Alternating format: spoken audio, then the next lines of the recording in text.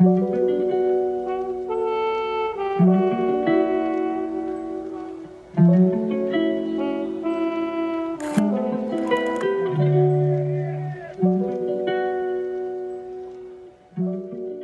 right, everybody, what is going on? We have a special interview for you all. It is the Vanishing Mediators, Andrew, the Big Signorelli, with Nick Castellucci and Maximilian Costa.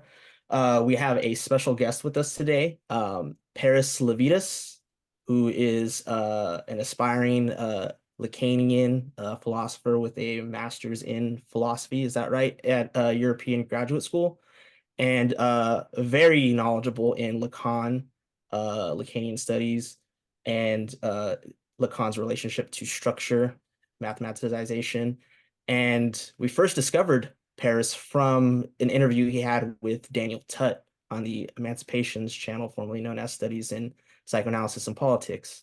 And we're really excited to have him on today to talk with us about multiple subjects in Lacan. As you all know, we are currently finishing up the Seminar 3 series, so it's good to have this sort of retroactive knowledge of comparing and contrasting the later seminars, the early seminars. Again, welcome, Paris. It's good to have you. I guess we could start off with, some of the things that we wanted to center this interview around. And quite frankly, getting into Seminar 3 and also reading Seminar 16 in a study group, it's interesting to see in regards to structure and the signifier in Seminar 3, when he introduces the logic of the signifier, we get an elementary structure of presence and absence and differentiation, based upon what he calls symbolic nihilation. And it seems that this probably still is maintained in the later years. But then in Seminar 16, for example, when we start to get into discourse, we see him focusing a lot on production, knowledge production. And as he states, two things: structure is the real, or structure is the realist. And I know you mentioned this multiple times. And another thing, which is the fact that he says he's not focused on the signifier and signified relation. He is focused on the dual nature of the signifier. And so maybe you could flesh that out, with us on this early introduction of the signifier as presence and absence, plus and minus, and into discourse theory with this dual nature of the signifier. Yeah, thanks for having me, and it's a pleasure to talk with you all finally in face to face. Yeah, I mean, this relationship between the sort of, however you periodize it, middle or okay, the early seminars and the later seminars, the resonance between them is a funny resonance, because on the one hand, he seems to, especially after May 68, and we can perhaps get to why that is, but after May 68, he seems to return to the basics in a very brutal way. I would say even more brutally than in the famous Fundamental Concepts seminar, which is, of course, known for being a return to the basics. And there are, I've even noted them in one piece of writing, I forgot which, but I've noted a number of key differences. One of them, as you mentioned, is structure as the most real, or the realist, or the real itself is the line from whatever page that is, Seminar 16. And the crucial thing about this, well, he gives a reason for this, but I think it can be maybe a deceptive reason unless one reads like super thoroughly. The reason that he gives for this is that structure converges towards its impossibility. And now that seems quite palpable, right? Oh, great. Okay, we have some 101 Lacan. We know the real is the impossible, right? But nonetheless, structure is signifying, but the sense in which it is real is that it converges toward impossibility. Voila, there you go. But the important thing is that he gives a much more fundamental reason for why structure is the most real. And that is It's the next line, I think, if I'm remembering correctly. I mean, it's one page of Seminar 16 I know really well. But it's that structure aims at the cause of discourse itself. And this is, again, one of those, there are lots of lines in Lacan where you can easily read over it and think there's nothing going on here. Okay, structure, cause, discourse sounds very nice. But actually, it's quite important, because what is the cause of discourse itself? He only really gets to it much later in the seminar, where again, he's very equally programmatic. He says that, and this is one other difference. So first difference would be symbolic versus real structure. Next difference, the symbolic order as being some kind of, in seminar 2, for example, some kind of series of ones and zeros, presences and absences, and so forth. Versus, what does he say in seminar 16? He asks the question, what is the symbolic order?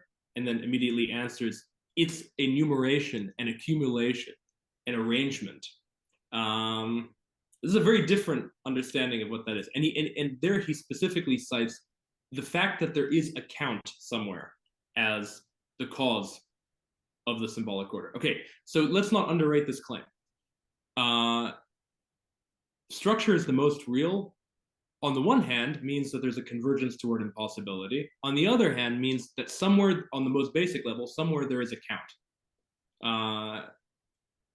So what does that mean? To me, that means that he's traversed all the way from, in seminar 2, I would say, well, actually in seminar 2, he does not use the jargon of signifier yet. It's only in seminar 3. So that's why you bring it up, right? But okay, whichever seminar you pick, from the earlier Lacan, presupposing the signifier, to, in seminar 16, literally accounting for the signifier,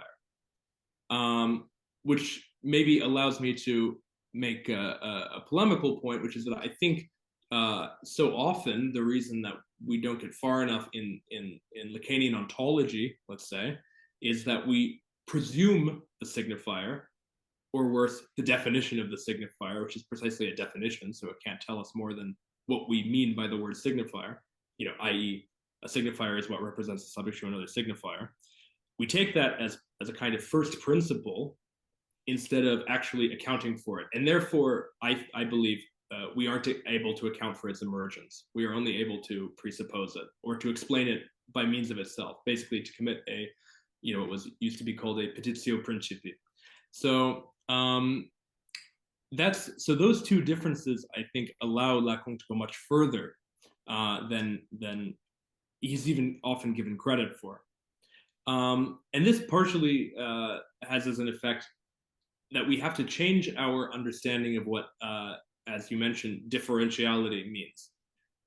Because, okay, differentiality, even you could say pure differentiality, is already in Saussure, is in structuralism, is in, the corpus of linguistics. I mean, even at that point, mainstream pre-Chomskyan linguistics, right?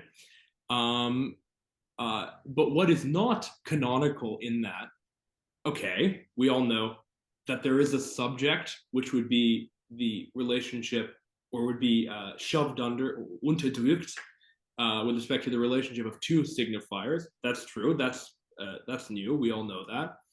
But what we don't know is how actually that entire pure differentiality is accounted for by something else. And that is, I believe, at least in my exegesis, what Lacan calls the letter.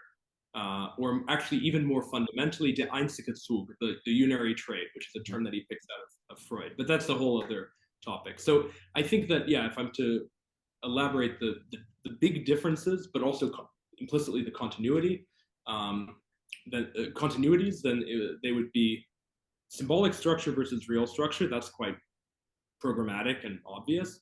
But actually, what does that mean on a deeper level? It means taking the symbolic as purely how it appears as a simultaneous universe totality, as it's both words are used in seminar 2.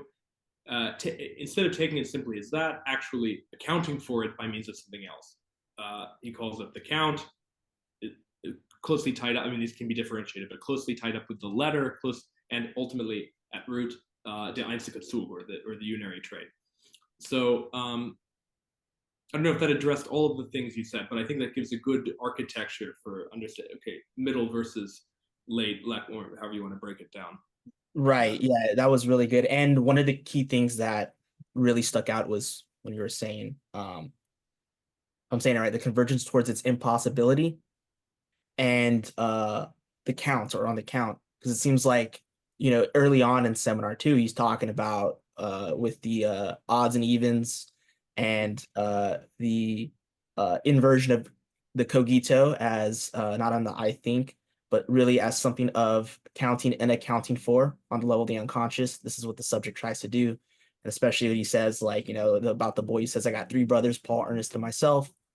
It makes me think that, well, maybe would you say then, is it correct to say that this convergence towards impossibility is on this problem of counting and accounting for? Because I think even Lorenzo says something similar to that. I don't want to butcher, or paraphrase, but it's on in the not to on page 163 in the 0 to 1 indecidability chapter about how like there's the problem of the structure of from 0 going to 1 and the error of it, which I guess in this error the phallus comes out, that's kind of a digression, but ultimately like this problem of counting on the level of this real structure, which is also, I guess, where the phallic logic comes in, right? When we get into the logic of sexuation, right? Woman that can't be counted as one, right? But can be in the process of counting, but man tries to count for the totality and totalizability. Mm-hmm. Yeah. Yeah, I mean, certainly Lorenzo, I mean, Lorenzo's take is a highly elaborated, I mean, we have a lot of consensus on these sorts of points. The one complication is that the way that counting functions in the logic of sexuation is, it's not different, it's just another level of how counting would happen on the level of structure. So let's see if we can traverse from one to the other. On a basic level, when Lacan says, I mean, it might be seminar 16 is from which the structure is most real and so forth comes from. It is the most set theoretical seminar, I would say. I mean, again, this is something that hardly ever gets talked about. In fact, Lorenzo himself is writing quite brilliant, I mean, I've read some parts, quite brilliant new book on Lacan and Badiou that goes very deep into this, completely untrodden territory. But Seminar 16 is the most extreme, if not too extreme, in the direction of basically set theory, totally, with no qualification. So in that context, account on the most basic level simply means that something is, and I'm not even, this is not, it's not Badiousian jargon. I mean, Lacan uses this phrase himself. There is a compourant, right? Account for one somewhere, right? That all that, and if you go back to, for example, Seminar 9, where he first, he first considers the einzige Zug in Seminar 5, but it's different. It's purely in the context that Freud sets out as hysterical identification. But in Seminar 9, he elaborates this as a general function. And in this seminar, he uses, for example, in the first instance, he uses the example of the hunter with the bone, marking kills, right? Marking adventures, as the French goes, right? And so, okay, each one of these is a trait, right? Whenever, okay, that was a buffalo, that was a deer, whatever. But then eventually, how does the signifier emerge out of that, right? It emerges when actually I literally, for stupid reasons, because, I've gotten old or it's been too much time, my memory is bad, I forget what that kill was. Was that an antelope or, I have no idea. Was that even, or did I just give myself one because I, didn't kill anything and I want to feel good about myself? I mean, really, Like, you know, and then at a certain point, this entire bone becomes signifying for that reason, because all of its constituent parts, right, do not refer to anything. And that's the fundamental thing about a kind of extended Bourbachian set theory, is that actually, as Lacan puts it in Seminar 20, right, these letters don't designate sets, they are sets. They don't designate anything actually in the world. It's only in their relationship that they become signifying, or in the sense that they have an effective sense. So where am I going with this? The structure is real. It's just somewhere there is a hunter who goes like, right?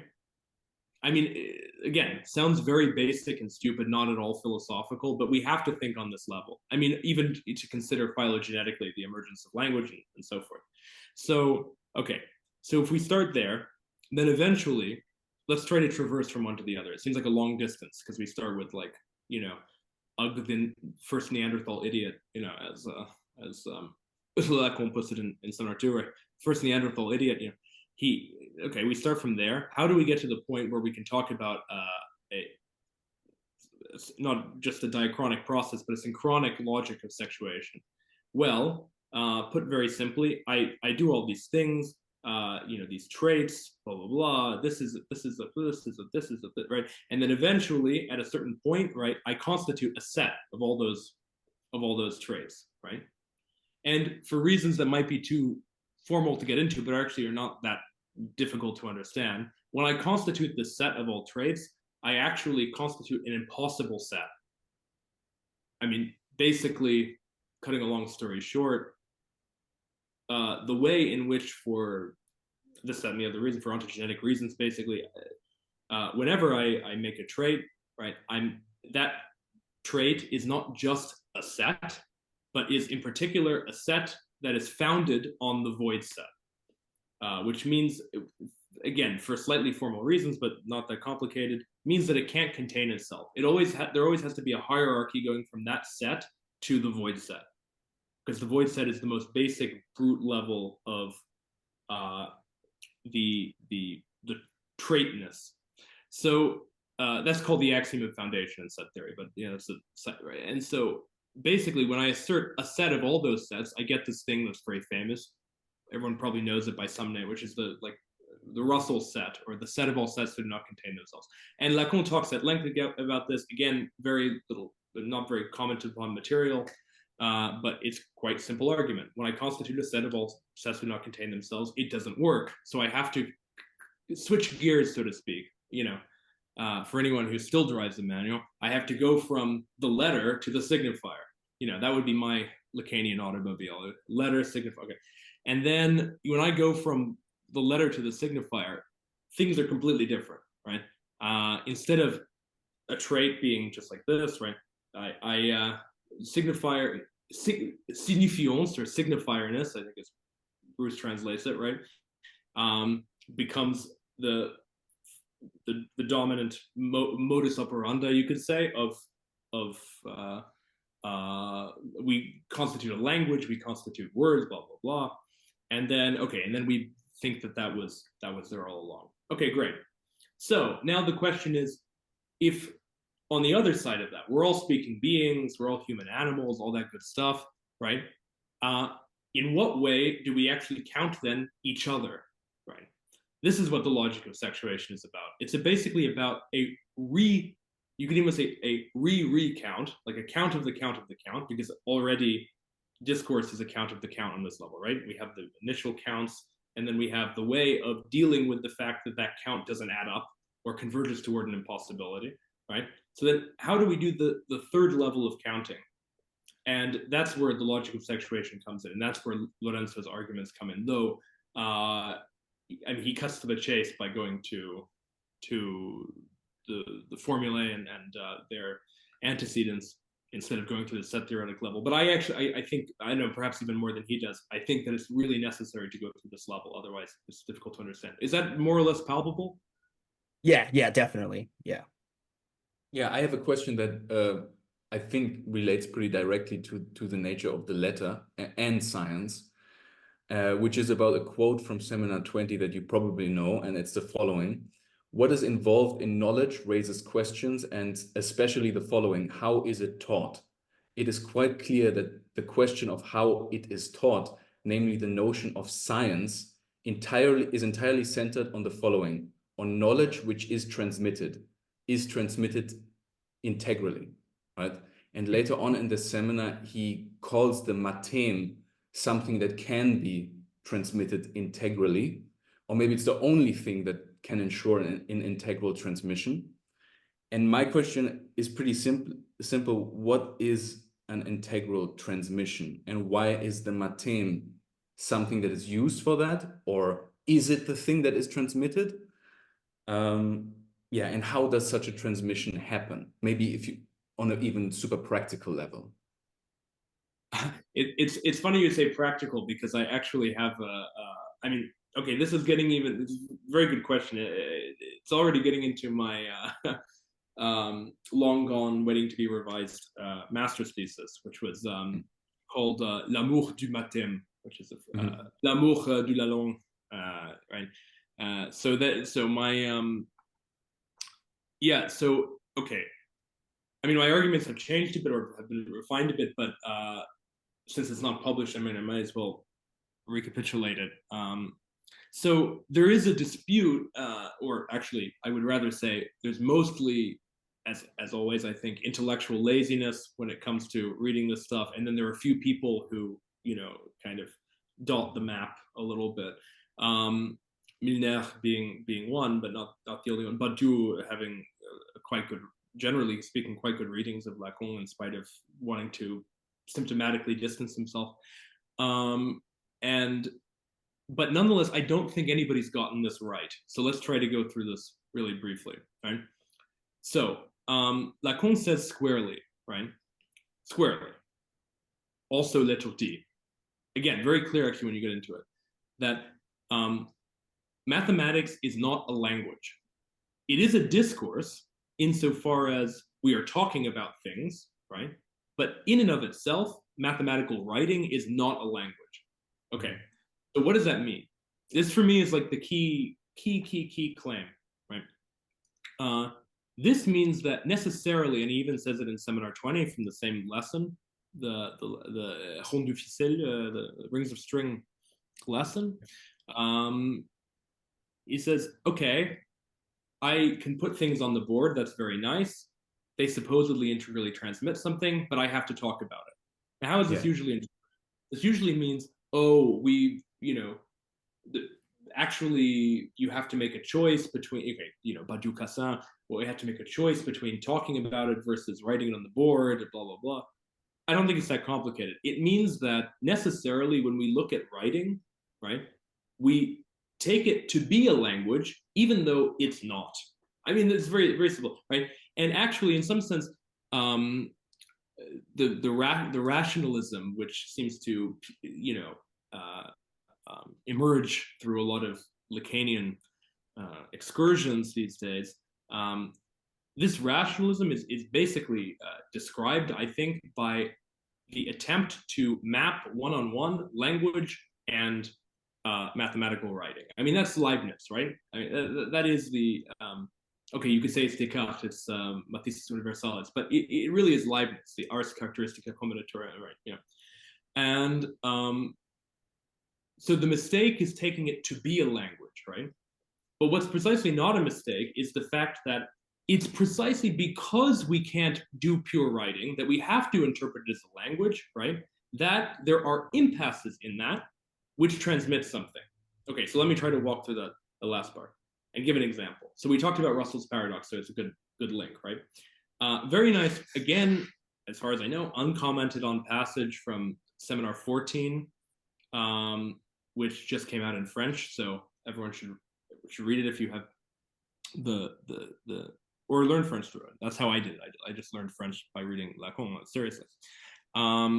Which is why I have all the French tell me that my French is weird. But he says verbatim, Russell's paradox is not at all a paradox, right? Okay, what does that mean? Russell's paradox is not at all a paradox basically means that in and of itself, as writing, right, there's no paradox. paradox is an effect of sense when we try to smush it into language, basically. Not that we can not smush it into language, but nonetheless, the fact that there's some kind of paradox, or there's some ultimately, if you like, something mathematical, not mathematical, but some impasse therein, some impasse in the mathematical, because there's a matheme that transmits something. So I think it's a very simple example. I mean, I like, just to make that clear, right? One more time. In and of itself, the pure writing of a set of all sets that do not contain themselves, right? There's no paradox, right? But when I try to compress it into sense, right? When I try to make a one-to-one mapping of language and writing, there is some point at which there is a matheme, i.e. an impasse in mathematics, which nonetheless transmits something.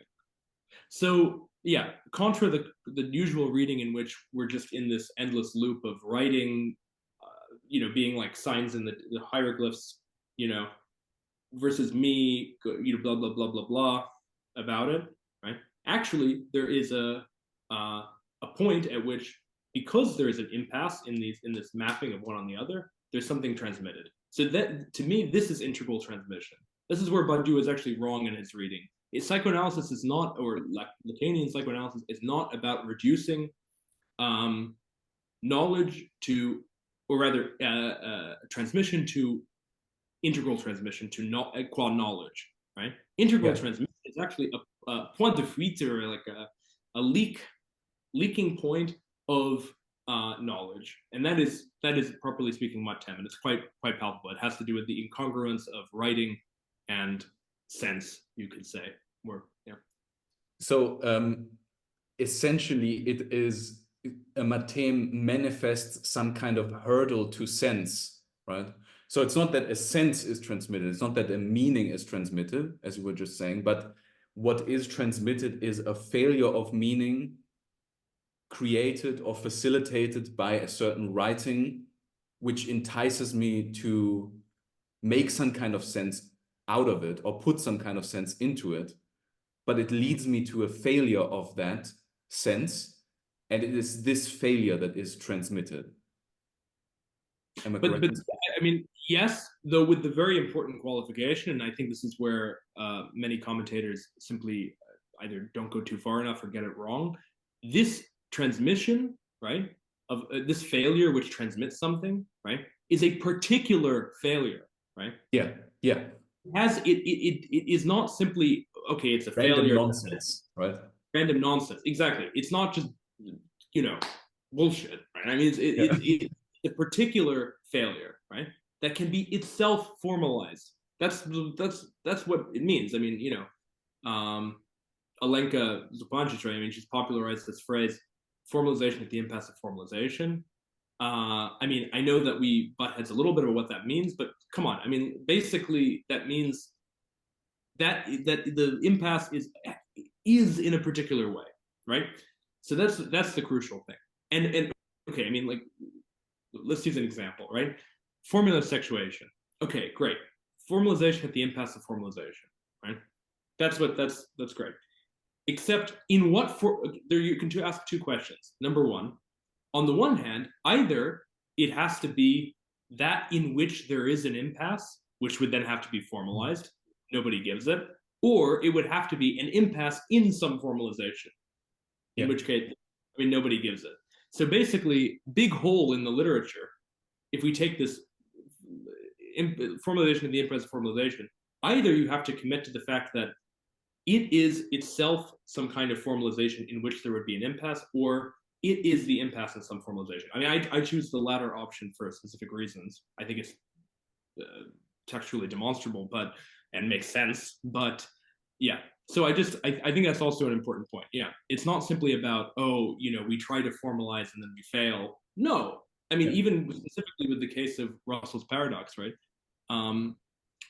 So forget Seminar 16, since it's already been mentioned, right? At the beginning, he's drawing those circles with SA, blah, blah, blah.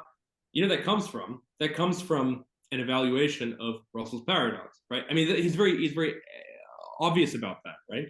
But what is not so obvious is the fact that it's very subtle, again, easy to read over, but first lesson of seminar 17, very famous, theory of the four discourses, etc. Right? He says last year we had this, yeah, exactly. There you go. Had this S and A thing, right? But now we have S1 and S2. Mm-hmm. And everyone's clapping. Very nicely done. Very good work, right? We just changed our notations. But his whole point is actually quite deep. The whole point is that actually S and A are impasses in formalization. What are they? S is the set of all sets that do not contain themselves, right? And A is the sets that do not contain themselves, i.e. the class of those sets. He's very actually explicit about it as he's developing it. Seminar 9, Seminar 12, 14, 16, mostly those ones, right? So in this sense, S1 and S2 are already impasses in formalization. As far as I know, no one's, I mean, this is my reading of the discourses that I've been developing, slowly, trying to get out there. But yeah, I mean, this is we take S1, S2, that's very nice. They stand for things. No, they're already impasses in formalization, specifically in set theory. So yeah, again, completely uncommented upon. I don't like things. So yeah. So my conversation, I think, my question would be a continuation of the conversation that we were having on Messenger, and I think it overlaps with Max's question because it does have to do with the signifier and the letter. And what I'd like to highlight is that you draw attention to some key distinctions between Hegel and Lacan, convergences and divergences. And you were saying to me that, you believe that attempts to reduce the dialectic between letter and signifier in Lacan's theory to a kind of Hegelian logic of reflection that understands the letter as a sort of retroactive creation of the signifier ignores the systematic account of the ontogenesis of the letter in Lacan, meaning we don't have to automatically resort to a logic of retroactivity to explain the emergence of the letter and its relation to the signifier. And as far as I'm able to grasp the point that you were making, the signifier depends on the emergence of the letter, but is distinct from the letter, of course. According to Familionär, Lacan makes various attempts to, articulate this distinction through the development of these devices. Of course, the most known being that of the Matheme, which would, illustrate the essence, let's say, of the letter as transmissible, as a kind of knowledge that, as I understand it, doesn't sort of lead to this metonymic proliferation that you get with the signifier in discourse. So in order to think the letter in this guise, we would need to make it exist as formal and material simultaneously. So I might be butchering what you were trying to say, but can you expand on what this move entails and how we can reread Lacan so that there's like the ontogenesis of the letter can be included in our understanding without immediately resorting to retroactivity? Yeah. I mean, this is, I actually just a couple days ago, it was Kant's birthday, so I felt very, happy that I was doing so on that day. But I just, defended my dissertation in Slovenia, my updated proposal, right? And I really put my finger on this. I actually sort of slightly changed. Okay, so I mean, for some context, I am doing a PhD on both Hegel and Lacan. But in effect, my pretension very explicitly is that actually, so far so good, except that the whole thing as presented so far is founded on the one hand, a particular, I even call it misaccounting or an error in counting, which has to do with the way in which the transcoding has worked, right? But moreover, and this is the important thing, takes on the one hand in Lacan, the signifier, and on the other hand in Hegel, the logic of reflection, as an explanans as opposed to an explanand. So, I mean, that's the sort of what I emphasized the other day. So what does that mean? I mean, I don't know how much Hegel you do on the channel, so I don't want to go too deep into that if it's like too out of left field. But basically, to put things intuitively, when we think of dialectic, you know, colloquially speaking, we think of all these nice things like contradiction, retroactivity, certainly, right? Determinate negation. That's all very nice. Like if you read the phenomenology, then you get a kind of Vorspielung, or, you know, spinning out of these things. That's great. However, my contention is that okay, I mean, this is already a debate within the scholarship. Not only is it that you have to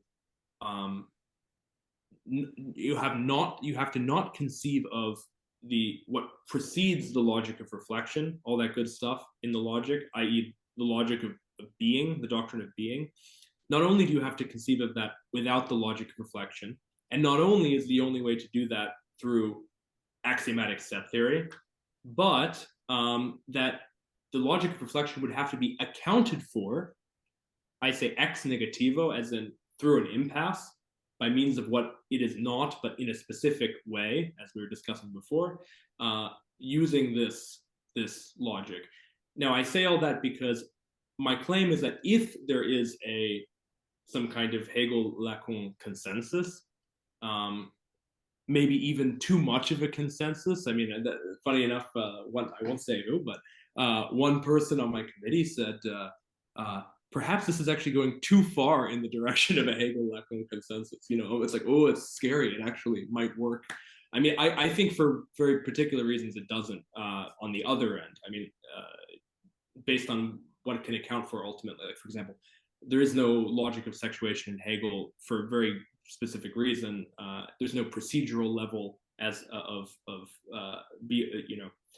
formalizing beyond the system as in psychoanalysis. That's all longer conversation. But if there is an edifice, a Hegelian Lacanian edifice, right, then it's precisely the same thing that one would have to do on the Lacan side. And in some sense, this is even more controversial because nobody ever considers it, right? Whereas it's an actual debate. I mean, like, okay, this is like Dieter Henrich versus Stephen Holgate on the Hegel side.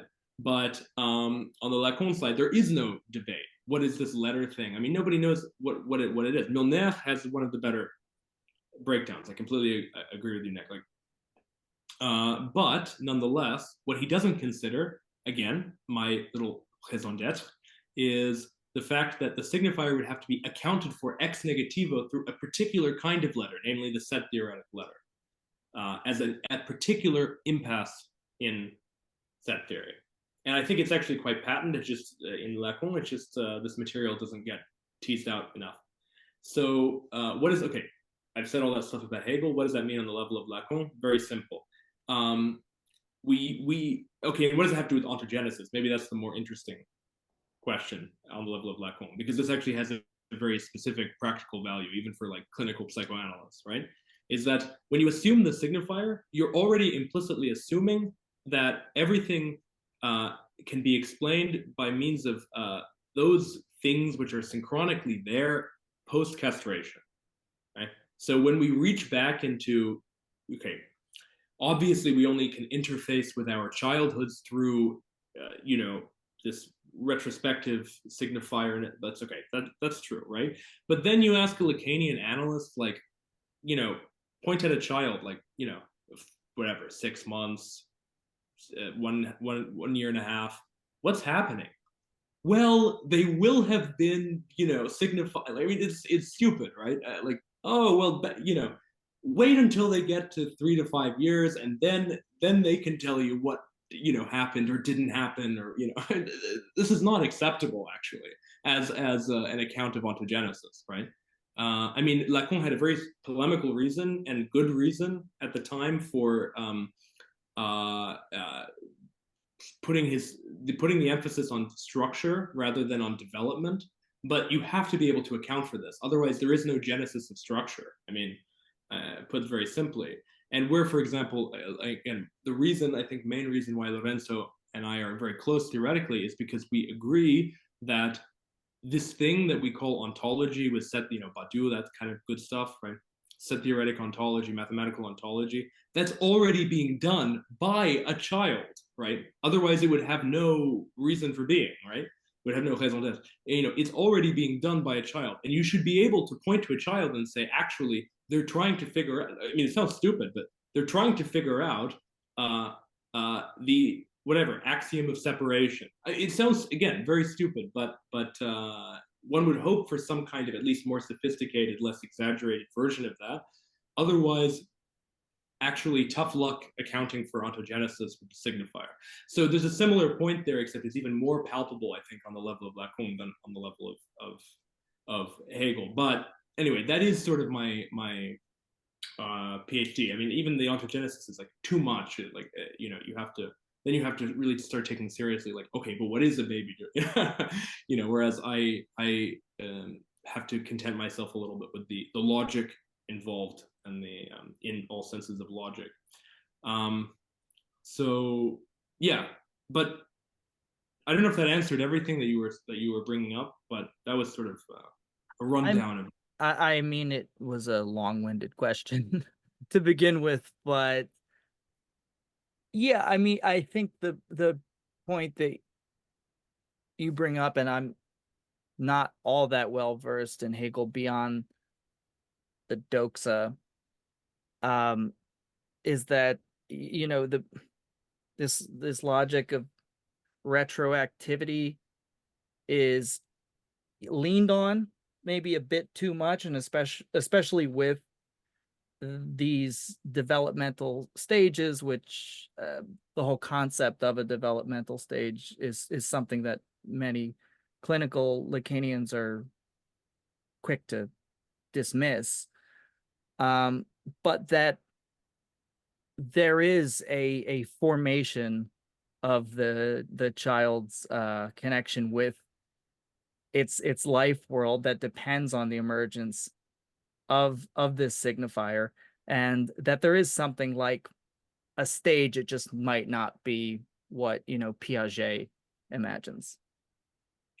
Yeah, and Lacan never disavows actually his earlier work, which is pretty precise. I mean, one could be more precise, but pretty precise as far as things go for a speculative thesis, at least, with the timings involved, statistically normal, whatever timings. But like if you, for example, if you even in his, like, I think it even extends into ENS work where he's referring to the years involved sometimes. I mean, he never disavows that. What he was polemicizing against is, to be quite brutal about it, a normative model in which we should be able to, in which we either can't account for some kind of deviation, right? Or we expect some deviation, or we diagnose some deviation as, completely out of the blue, right? I mean, he considered that lazy, and I think we have good reason to consider that lazy. I mean, to put it very simply, this baby hasn't gone from sucking its thumb to, whatever, picking up its own foot. So there must be something wrong. I mean, it's really that simple. Because that was the state of affairs. We forget how stupid the state of affairs was when Lacan entered. And I mean, maybe accepting a very few people, like Melanie Klein would be one whom he quite respected. Yeah, so actually we should not, we have to take this a little bit contextually, right? Like, now I think that, and this is actually where, I mentioned Moritz before, working on the topology. Oh, that was before the start of this. Well, yeah, there's a prehistory to this chat, but no, I mean, yeah. So my other third, Moritz works on topology. My other third, Emily Laurent Monahan, works on precisely this issue of, like, have we actually in Lacanianism lost the original project of psychoanalysis, which is to know something about fucking, our our species. I mean, it sounds stupid, but I mean, come on, you should be able to do that. Point at a or for that matter, take a particular case, and I mean, that's obviously an oft-discussed thing, but to give a brief example, I mean, there's the tendency nowadays. I mean, Miller has a famous thesis about this. There's a tendency nowadays to diagnose everyone who seems to not be hysterical in the normal way as ordinary psychotic, right? And this is crazy. I mean, I've seen it in action. I've literally seen it in action, like in a clinical presentation. It's like, well, you can see the foreclosure of the name of the father. It's like, where? It's like, is this pure a priori deduction? If not neurotic, then psychotic. I mean, that's quite stupid, actually. So yeah, that's a quite common example nowadays. But so her project, which I heavily endorse, is to try to retrieve actually a serious science of, you could say, sexuality, more precisely, maybe sexually afflicted beings, a science of those beings after Lacan, on the basis of fundamentally important and unignorable thing. So, but to take it back to like the level of the signifier, we were just reading, and I forget which of the recent lectures from seminar 3, but that the signifier emerges through the Oedipus complex. The child undergoes the Oedipus complex, which leads to, it's still in its embryonic form in Lacan's theory, but sexuation and the emergence of the signifier. Now, if the Oedipus complex is an empirically, in quotes, real stage of development, then I think this overemphasis on all of these different features of the system being a kind of just purely meta-psychological model, maybe it's wrong-headed in the sense that, well, like in Freud's Verneinung essay, we get judgments of existence and judgments of attribution, and at a certain point, and of course this is a mythical moment, there's like a bipartition that's kind of set up where the child is able to form an idea of love objects outside of itself. It no longer takes itself as the principal object of love that exists for itself, but now there are objects outside of itself. And in seminar 3, Lacan's talking about the emergence of this primordial signifier, and this does not occur for the psychotic, so they lapse into something like what he calls secondary narcissism.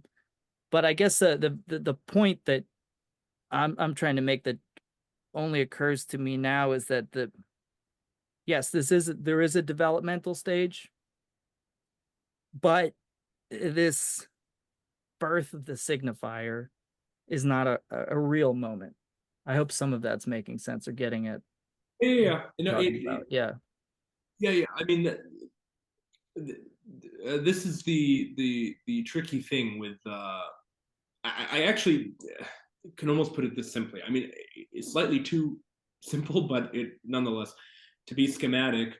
With signifiers, you cannot pinpoint emergence. It sounds like a weird thing to say, because counterintuitive almost, like, well, isn't a signifier the thing wherein there's this kind of creatio ex nihilo, isn't it, on the level of the signifier that, you can, okay, if I come up with a new word, so it's like, well, actually, I don't think that's the operation of the signifier. I think we're, again, misrecognizing the letter in the signifier, or, we're taking the letter to be a signifier. For example, actually, I just had this, had to make this intervention at the recent conference in Ljubljana because there was someone who I think was conflating a pun with la langue, which are actually two almost diametrically opposed functions, I would say. Because if you have read the first seven lessons of Seminar 5, where he's considering the Witz in their relation to the unconscious, of Freud, which he translates as a trait d'esprit, very markedly, not a mot d'esprit, not a witty word literally, but a witty trait, very importantly. He defines actually the moment of castration, however mythical, as the admission of a trait d'esprit in the field of the other, right? This trait, for example, Familionär, right? The famous Freud pun, right? Familionär, the portmanteau of the two words, the conjuncture of the two words, right? Family and millionaire, right? Is the admission of something, and that is what it's that trait of, right?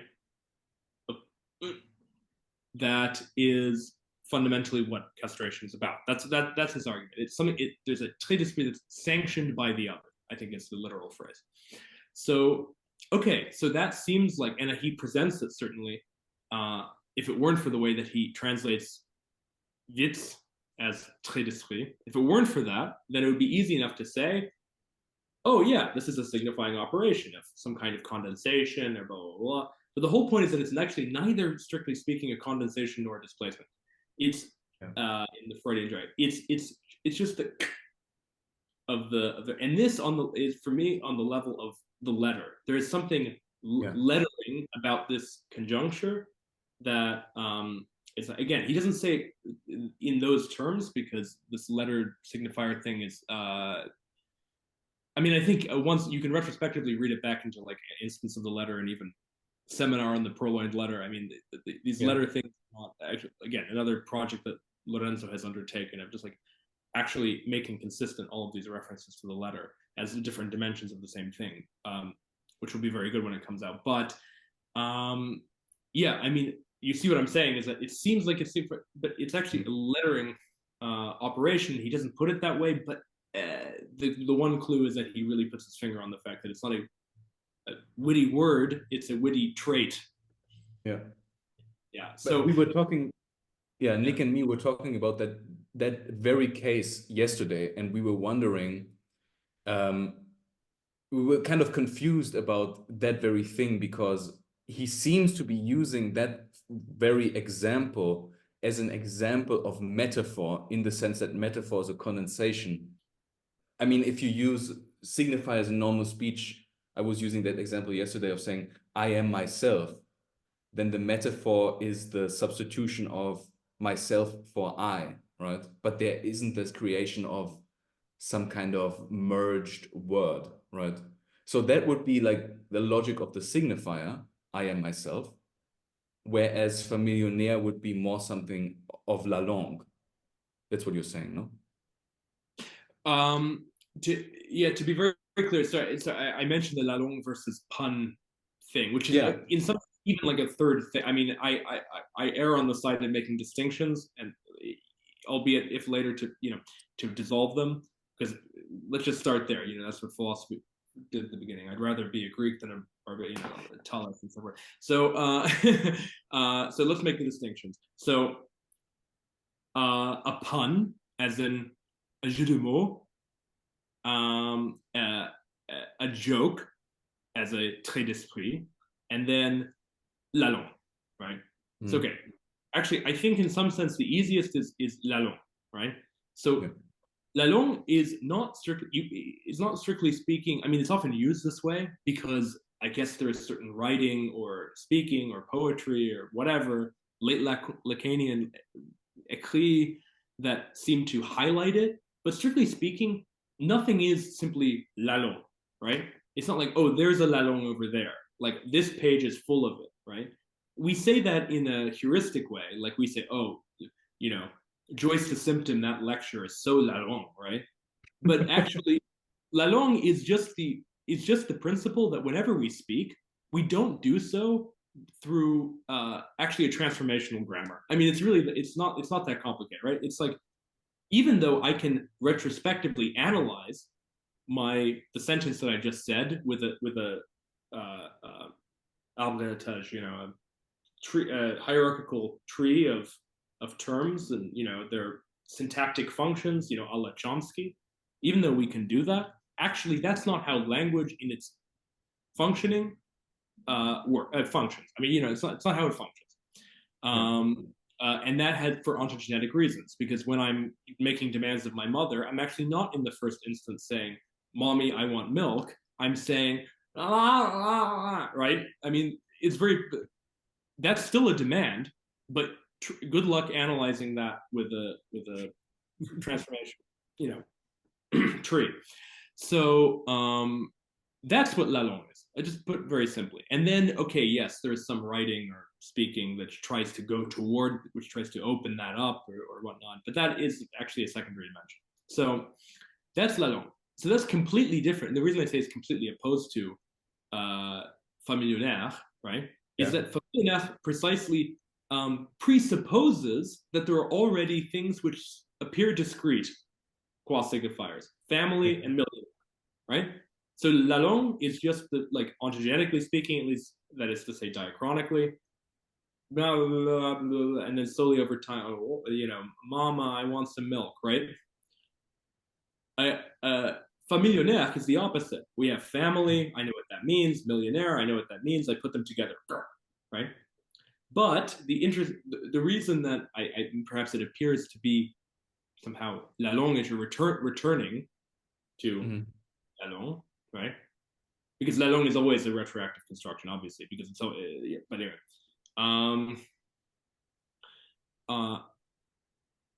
the reason it appears to be returning to la langue is because there's this aspect of trait which is non-signifying. That's the point. That's the point. So, but actually, in their functioning, they're almost the opposite. You see, it's both, and I think in the same. Both points need to be upheld. On the one hand, la langue does not presuppose the difference between signifiers, right? It's just the pure differentiality as a drift, or however describe it in such ways. Whereas the trait d'esprit is precisely a conjuncture of two signifiers which are already differentiated. And then you could say that actually more precisely, the way in which we bring signifiers into conjunction, such as to synthesize retrospectively a la langue, such as, for example, when you read Le Torpille and you see, or when you any of those late Lacanian things that everyone goes on about. When you do that, that is more like a jeu de mots in the specific sense that it's neither actually just pure functioning of la langue, nor is it a specific trait d'esprit, right? It's trying to compromise between the two. I mean, that was a very almost improvised way of distinguishing the three things, but I think that it's more certainly the first two are quite different. Okay, so this was all to say that basically this was all just a tangential example to illustrate how something appears to be a matter of signifiers, but in fact it's actually somehow already a breakdown in signifiers, which returns us to the letter, which I guess in the grander sense returns us to the beginning, because the two meanings of structure as the most real are both here, right? You have just the trait, right, which is like the hint, the entrance of the signifier in the real qual letter, right? There's this, I mean, Lorenzo gave a great presentation the other day where he used a gesture that we picked up, but I'd like to think that we're turning it into a new cliche of just, I hope this doesn't put the mic, but just that's what an einziges Zug is, right? That's it. There you go. Even that was too much. Even that had too much sense. People were like free associating, ein Kind wird geschlagen, blah blah blah. No, it's not even that. It's not even that complicated. Sorry, a child is being beaten. That's it. Done. So But so yeah. you were saying, are you saying that Familionär it's not Lalonde at all? It is just the latter. But if that's the case, I mean, just on a super practical level, I feel like it's almost a too much of sense than a void of sense, which I would associate with the letter. Right? The letter it doesn't have any sense, whereas Familionär has too much sense. It's like two senses that clash into each other, no? Yeah, this is maybe where I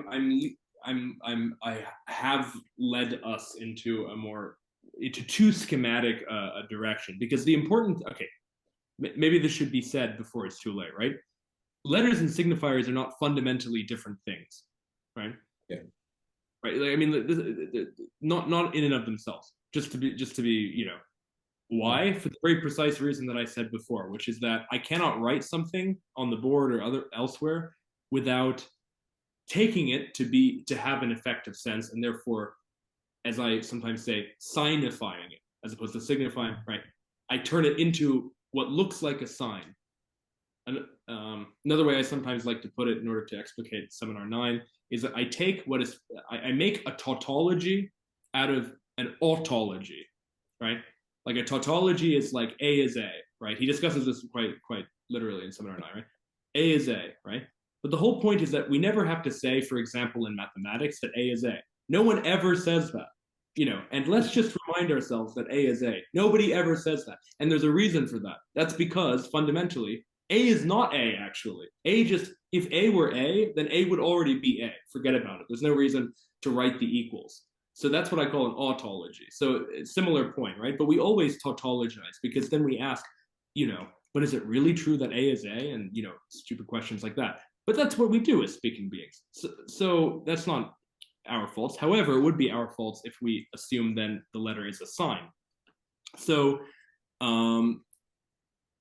what that I think allows us to say is the fact that letters and signifiers are not materially different things, but we have to make this formal distinction, because there is, let's put it this way, something of a letter in and among language or signifiers, blah, blah, blah, which does not function as a signifier. Right? Yeah. So that, because if it weren't for that, then there would just be a very nice, calmly meditating simultaneity of language, and we wouldn't even bother to say anything with it. It would just sit there like a dictionary on the table. But we are continuing to do our linguistic sexual durcharbeiten, for a reason, because of the fact that actually it didn't go without saying. Like another great line from Netchel D. I mean, you have to forgive me, but depending on which day you catch me, I'm obsessed with a different text, and I just did this text last week, so it's a great text. Ça ne va pas sans dire, right? It doesn't go without saying. I mean, this, again, easy to read over. That is the crux of psychoanalysis, that there is, at the very condition at minimum, that it does not go without saying. Why? Because there's actually a discordance between the letter and the signifier, to put it very bluntly.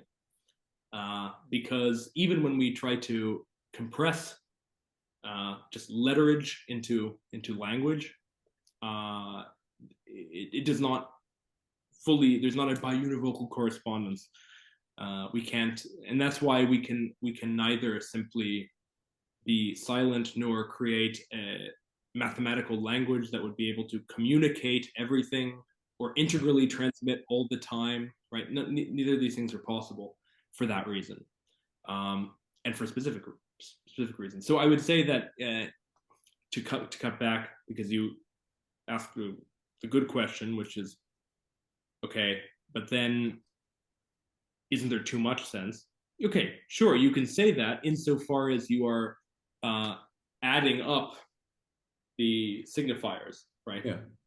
The point is that the letter is not simply that which doesn't have sense, but actually creates I mean, he calls it, for example, in Seminar 5, on the one hand, a peu de sens, a bit of sense, and on the other hand, a pas de sens, which is both no sense and a step of sense, right? Yeah. So fundamentally, the trait d'esprit is all of these three things. Why? because on the one hand, there is a bit of sense that's necessary in order to put two distinct, already differentiated things together, right?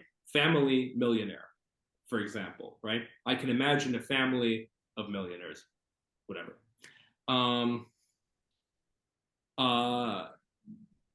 It's also a pas de sens in the sense of a step of sense, right? Almost for the exact same, because I have to somehow make a leap, nonetheless, in spite of the little bit of sense between them. I have to make a leap to go from one to the other. But then it's also a no sense in the sense that in and of itself, this leap is not accounted for by an already differentiated signifier. Maybe this is the best way to put it, actually, right? Which is going slightly beyond the text of Seminar 5, but if we're to break it down in signifier and letter, right? We have two signifiers, family and millionaire. We put them together. That's great. It's abounding with sense. Like, oh, I'm thinking of all the millionaires who have families, all the families who have millionaires, whatever. And then I'm thinking, but what is the connection between family and millionaire? I'm drawing a blank. You see? And that's the letter. And to me, that's the letter, yeah. Or that's like the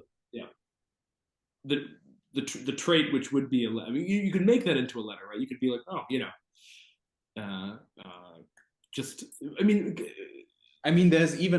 there's a little part of family in the German that's missing. And if you translate it into English also, that little part that falls out, that is replaced by the millionaire part. As in, Familionär. There's an E missing, I guess, in the German. Familionär, right? Yeah. Or moreover, and this is, of course, where things start to get too fun, right? Like, even that's always the danger. That's always the danger, the fun you can get. That's the danger, right? I mean, like, it shouldn't be too fun, The fun is over. The fun, yeah, exactly. Fini de rire, right? Yeah. But no, I mean, the jokes that he doesn't even make. He makes a lot of jokes in Seminar 5 on this one thing, Then there's the fa, as in like fat, spelled that way, millionnaire. But then what about the femme millionnaire, like the woman millionaire? I mean, the things that he didn't even do. But the point is that, yeah, okay, that seems like abounding with meaning, right? But it's the incongruence of any of these two things, which requires both a step and also a bit of sense somehow to plug it that is letter-like about it, right? Which doesn't come through when we're just saying whatever, the cat is on the mat. Yeah. I mean, if you are speaking about the letter, the first thing my mind goes to are these examples, like in the Wolfman case, the letter V, right? It's just this meaningless thing that all his symptoms congruate around, right? That's the one. That's the one used. It's the example used in instance of the letter, right? I think so. Yes. That's yeah. So, I mean, that's another way to break it down. It's just the. Sorry. Now I'm getting a bit. Now I'm going too far in the direction of non-schematic. I mean, yeah, these are all different functions of the letter, but I think that the important thing instead is that some letter cuts through the signifier in all of these cases, right? So yeah, but in a particular way, right? So then when you deal with, for example, if you're a clinical analyst and you're dealing with the particular ways in which letters are cutting through signifiers, whatever, a lapsus, blah, blah, blah, right? You have to be able to have an adequate way of actually formalizing that, which is precisely not reducible to the way in which we formalize, generally speaking, signifiers. Or moreover, the logic of the signifier is accounted for by a certain logic of the letter, which has to be reprised on the level of the signifier in order to be able to handle the letters in signifiers. So it becomes actually a quite brute technical question. But sorry to interrupt, but at the very basic level, then, is it just a question of a logic that the logic of the letter is something that we would draw from observations of different repetitions, that we would just base it, if we're clinicians, on the repetition of certain letters, or even gaps in speech that emerge at punctual moments that then become formalized in a sense? Yeah, I mean, I shouldn't go too far into hypothesizing what it is that actually a clinical analyst does, because I firmly believe that much of what one does as a theoretical Lacanian or psychoanalytic theorist or whatever, if it's to actually stand the test, it has to already be implicitly done by at least very good analysts, right?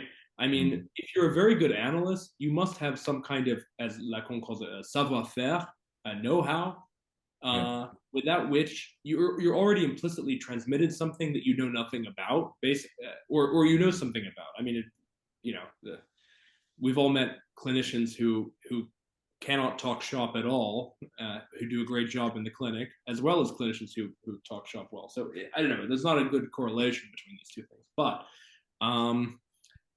So I shouldn't say too much because it would always have to be at least in dialogue with that. But all I'm saying is, in order for us to have an adequate understanding of what clinical analysis is, and we cannot ignore what that is, then we must be able to have a way of formalizing in the consulting room, right? Like with someone on the couch. Because that's actually what psychoanalysis is. I mean, as far as I believe, otherwise, actually, there's no point of formalization, and therefore, actually, psychoanalysis is a science, and you can go through either on the one hand, therapeutic reduction, or just purely intuitive, quasi-wild psychoanalysis. But actually, I really believe that clinical analysts are always implicitly doing some kind of formalization, and we don't know what that. At least there's not a common consensus, not even a small consensus over what that looks like. So this is, I mean, you could say the practical value. I didn't get to your whole. You said, Max, on a practical level of Matheme. I mean, in some sense, I think this can even be traced back, half said through the history of philosophy, that actually there is the practical thing is Matheme. Let me put it this way. Sorry, it's a practical thing. Maybe even more precise. I just spent 3 months with Kant, so you have to forgive all my references. Very important. Everyone should do it. Actually, we all go, Kant, ha ha ha, old virgin. No, I mean seriously. He sacrificed his sex life for some reason, but the object of practical reason is Matheme. And remember, the object of practical reason is the ontological completion of the Critique of Pure Reason, right? It's that noumenon that we had to not care about in the thing in itself in the first critique. That is the object of practical reason. I don't care about whatever that. I only care about how the table is represented to me. But quite literally, when I actually, when this pane of glass goes, hits my head, I care about it. So sounds stupid again, but right. Oft misunderstood point. That is the same thing fundamentally as Matheme. Because I basically, when I'm dealing with my representations, that effectively means I'm dealing with things under the effective sense. And then suddenly I deal with something which actually is not simply its representation, an object of practical reason. And I think that is precised by Matheme. So it's some kind of material manifestation of the signifying logic, right? Well, what I mean is that I'm making a basic transcoding that might be too fast, but I have a whole world of representation, which is effectively all the things which I can, which are reducible to the signifier. I mean, let's put it really. Representation. Again, it's not. Kant's not so stupid, right? It's not simply like, the image. No, I mean, it's like, what can I interface with? Through what? The signifier. Without a structuralist rendering, Hamann basically says that to Kant, right? The metacritique of pure reason, like one of Kant's first respondents, Hamann. No clue. Super important guy. You know him. Okay, super important guy.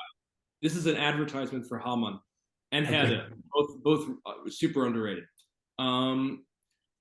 he was basically like, yeah, when you're talking about representations, you're talking about things, the interfacing of language. Yeah, yeah. Almost verbatim. So yeah, anyway, that's just a side note. But yeah. So you're saying the Matheme is the thing in itself of language? I mean, it's the thing that would be, okay, on the level of theoretical reason, right? Would be in itself, right?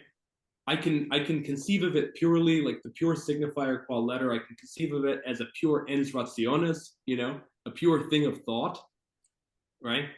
But actually, where do I encounter it? I encounter it when I smack into it.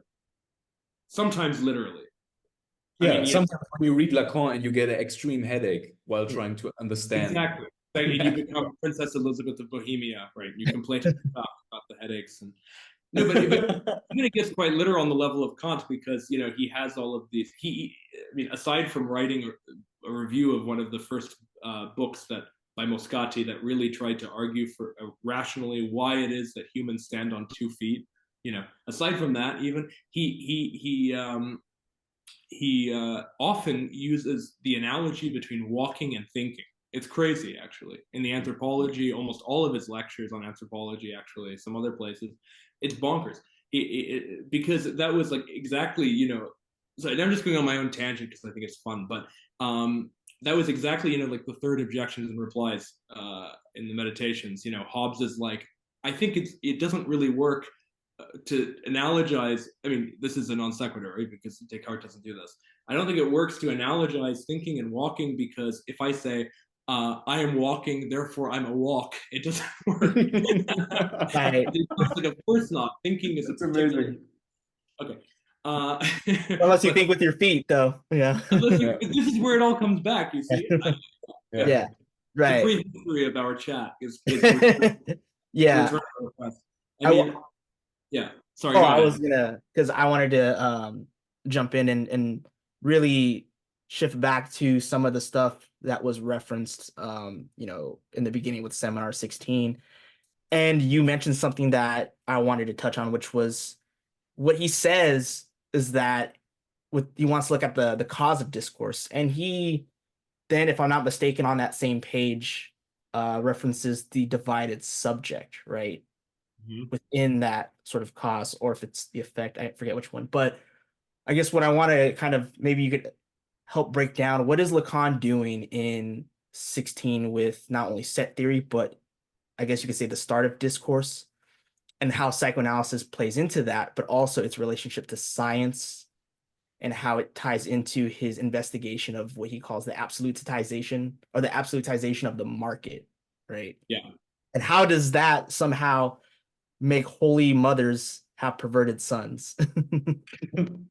Oh, this was exactly the passage that Daniel brought up to me. Like, you know, he was just texting me, and then he was like, let's have a chat, you know. But can I even remember how I broke it down? I had some, you know, miraculous, you know, I was like, oh yes, it all makes sense.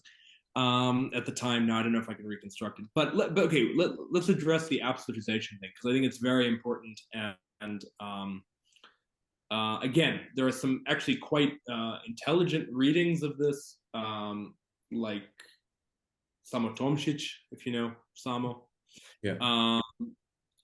That I nonetheless disagree with. So, okay, so basically, when we read that, it's a packed lesson, right? It's the second lesson of 16. I often say it's one of the 10, like if you were to pick 10 lessons of Lacan that are just like representative of Lacan, that would definitely be in there.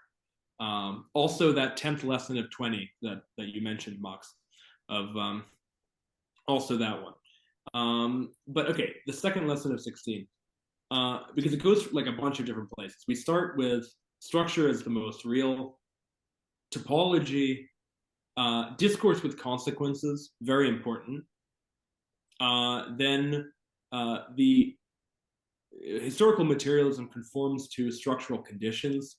Then all of this stuff on the absolutization of the market, you know, the market of knowledge versus the strike of truth, etc. Right? Like it goes through a bunch of different things. So what unites all of these things?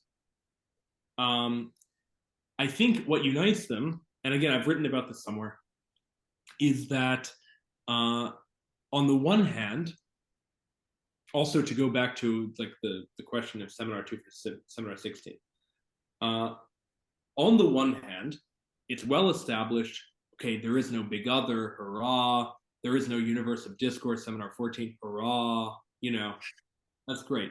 However, there is, at some point in history, the emergence, this is the argument I make at least, the emergence of a really existing semblance of those things, right? And that comes with the birth of science. And this is, I mean, it could not get more explicit, but I think people stay away from this for almost like agenda-related reasons. Either, you know, to be more accepted at the university, or, you know, to validate psychoanalysis as science. But the truth is that actually, and he makes this argument quite explicitly in 16, but on the basis of such things as science and truth, psychoanalysis actually emerges both as the symptom of science, or the emergence of science, and on the other hand, as the return of the real. Is very explicit about this in the conference right after May 68, the end of seminar 15. The return in the real of what is foreclosed by science, namely truth. So he's quite explicit about this. Okay, so let's break this down a little more.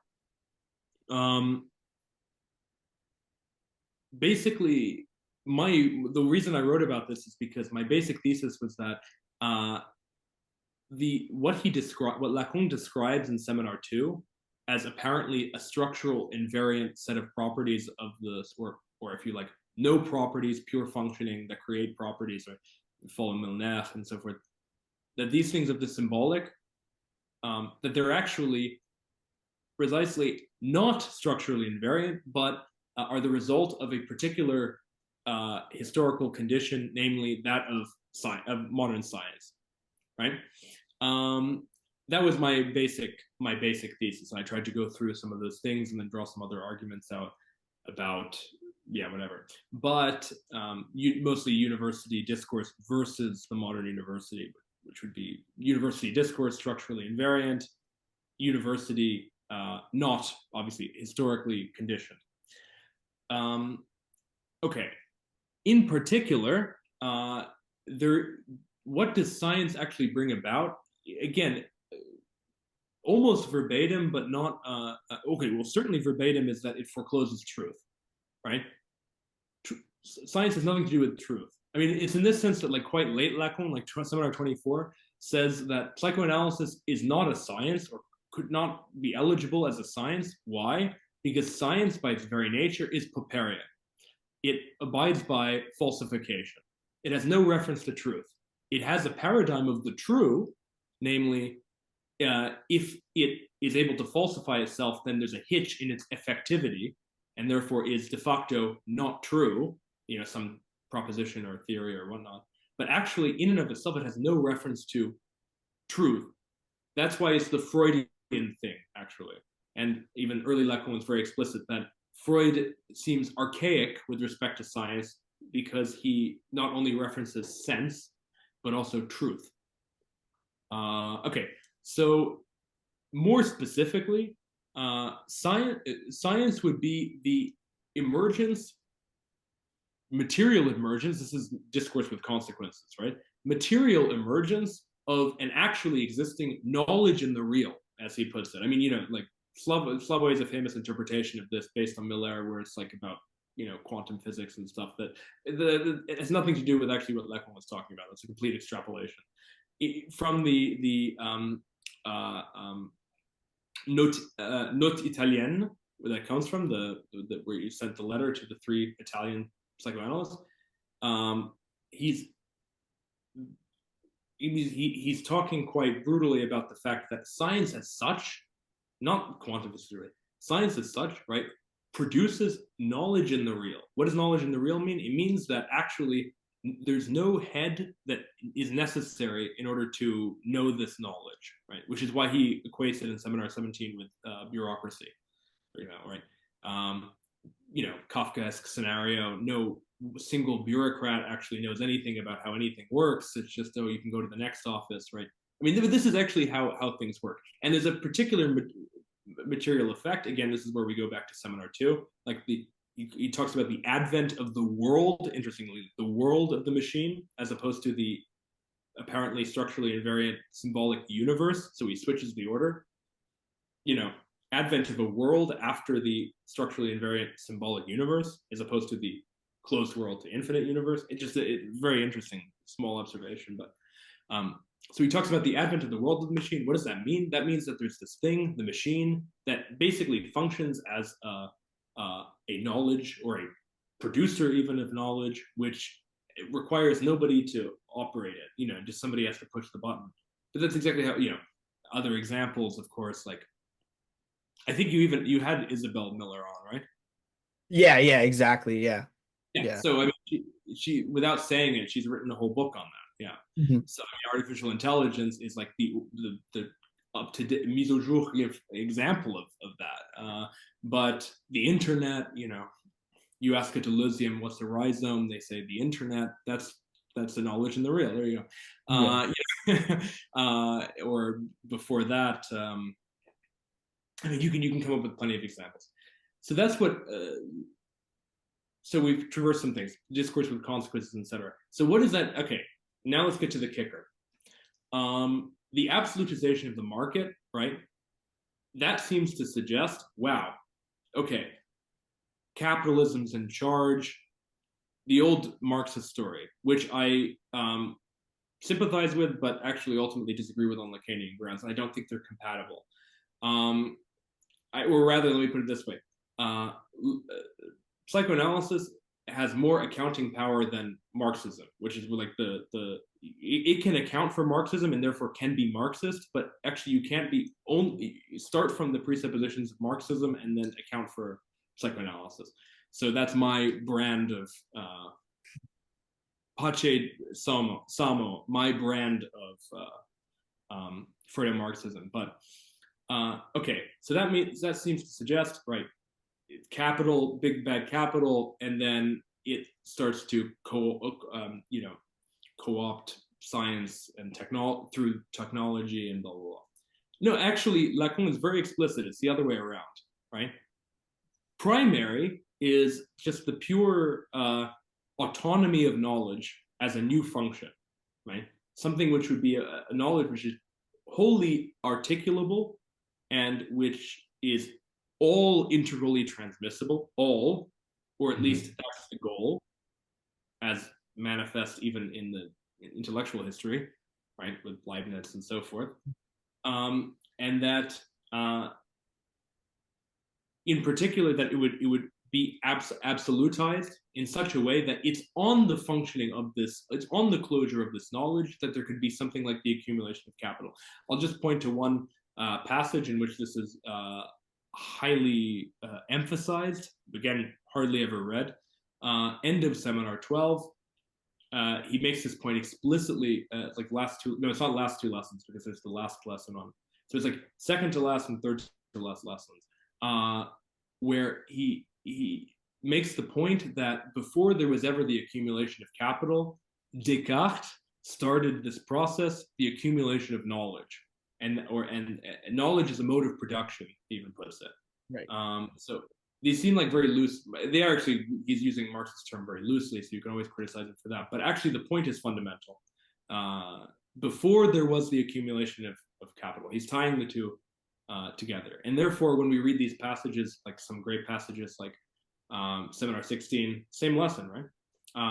Not so bad rapport between science and capitalism, or capitalism's curious copulation with science. Then you can easily ask, as I like to do, who's fucking whom? I mean, to be blunt, right? And again, to be as science is the one, dominating, so to speak. So, yeah, okay. So what's the effect of that? The effect of that is that has to nonetheless foreclose something, which is namely truth.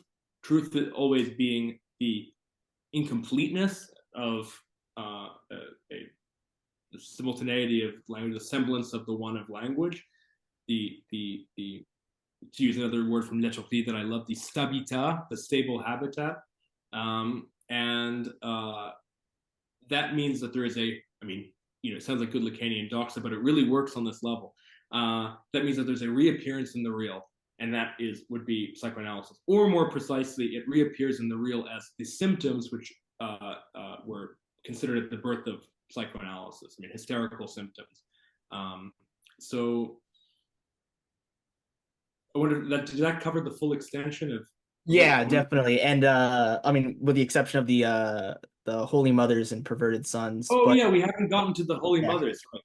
Yeah, so but I just wanted to say real quick, I could see like now, like what you were tying that in with like, the return of the real in psychoanalysis. I mean, he even starts off the very first lesson with talking about rubbish and publication, and he says that it's like trash or poop, like we're like the analyst is in the shit of discourse, the publication or publication, however you pronounce it. And how the analyst is like always dealing with the trash of the everydayness of the subject that is pretty much rejected by the university discourse. Yeah, but or even I'll make the annoying pedantic stipulation because that's me. Not just the university discourse, but specifically the condition under which the discourse would be nodded under the auspices of the university discourse. I mean, I make this distinction because I don't know how else to account for the discontinuity of modern science. But anyway, yeah, totally. And in particular, that means that every symptom is always a symptom of the, let's say, extraordinary dominance of knowledge. Not just the usual dominance of knowledge, but the actually the autonomy of knowledge. I mean, the fact that it doesn't, I mean, almost to a literal extent, he uses all of these, publication, yeah, okay, yeah, absolutely, the garbage and so forth. Another important one is the gadgets that he refers to even in English, right? The gadgets or the latus is the like poetic one from 17, right? I mean, these are like, okay, you have knowledge in the real. That's like Google. I mean, Google's not, because actually there's somewhere where it happens, blah, blah, blah.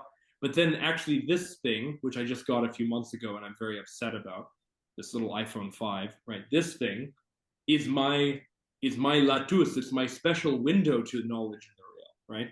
But in some sense, that means that actually I don't need to, I sound like a boomer now, I know, but I don't need to be there, right? Because I have this is the sense in which I'm a product of the dominance of knowledge. I'm studié, right? I'm studied, right?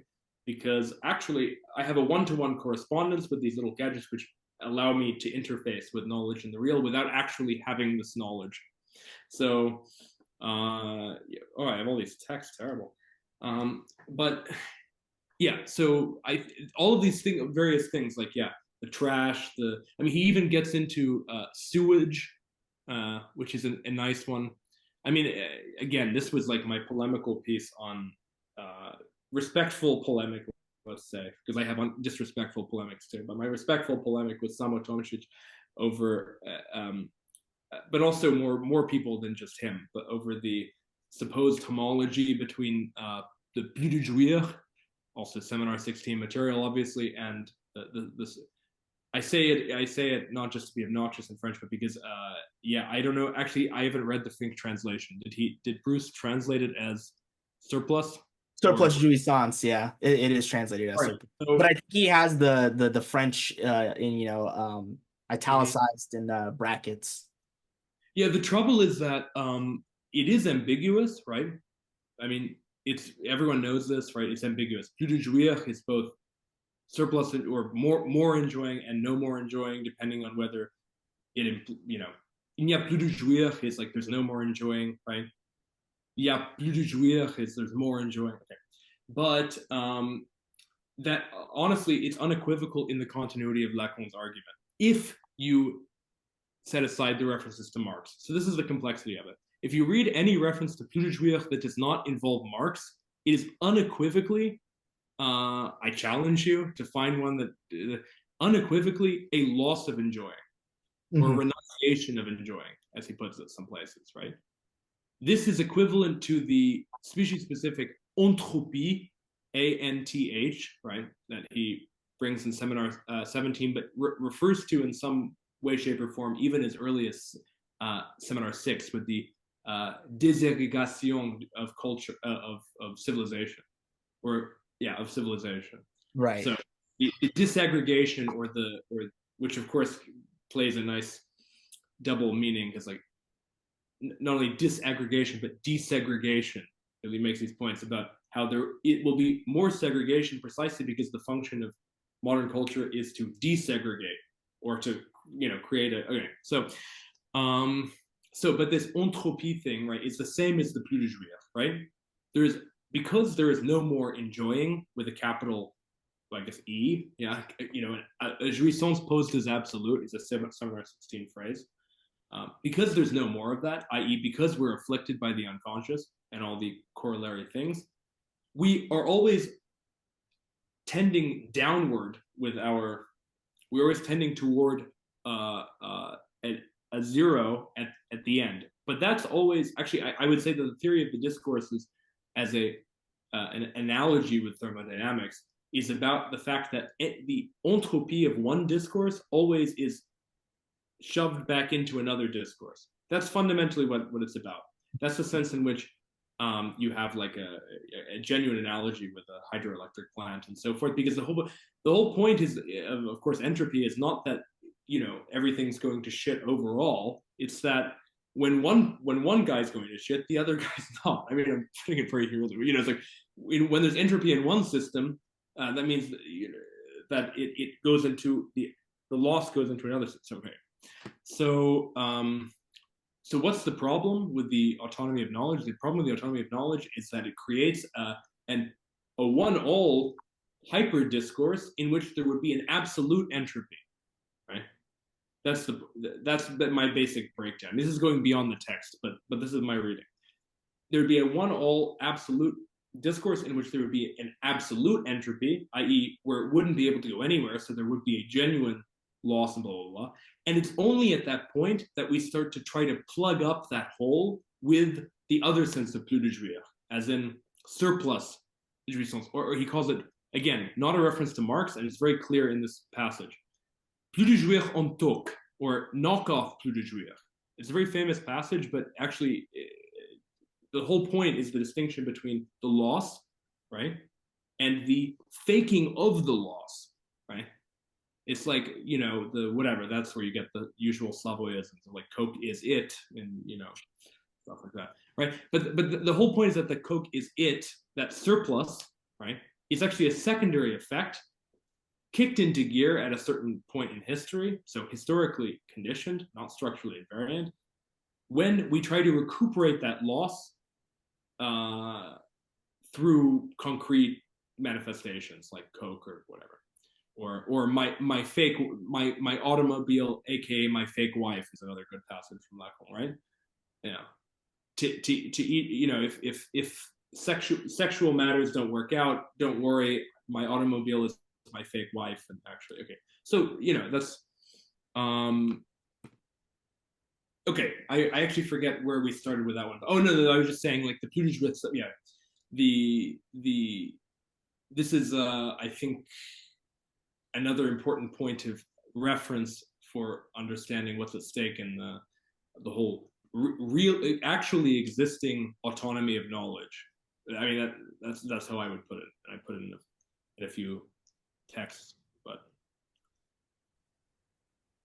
I have a question that is maybe tangentially related to what we're talking about today. I was reading The Not Two, and earlier you were talking about, well, you mentioned the hydroelectric plant, and also how where psychoanalysis intervenes in this world conditioned by science, we get the at least renewal of maybe an archaic acknowledgement that there is a truth that can, at least in a world that is structured and conditioned by science, emerge as a symptom. And it's a symptom that, let's say, only psychoanalysis can really detect and find some sort of formalization in. But in the Not too, Lorenzo talks about how if biology, modern biology, is going to take any cues from psychoanalysis or absorb the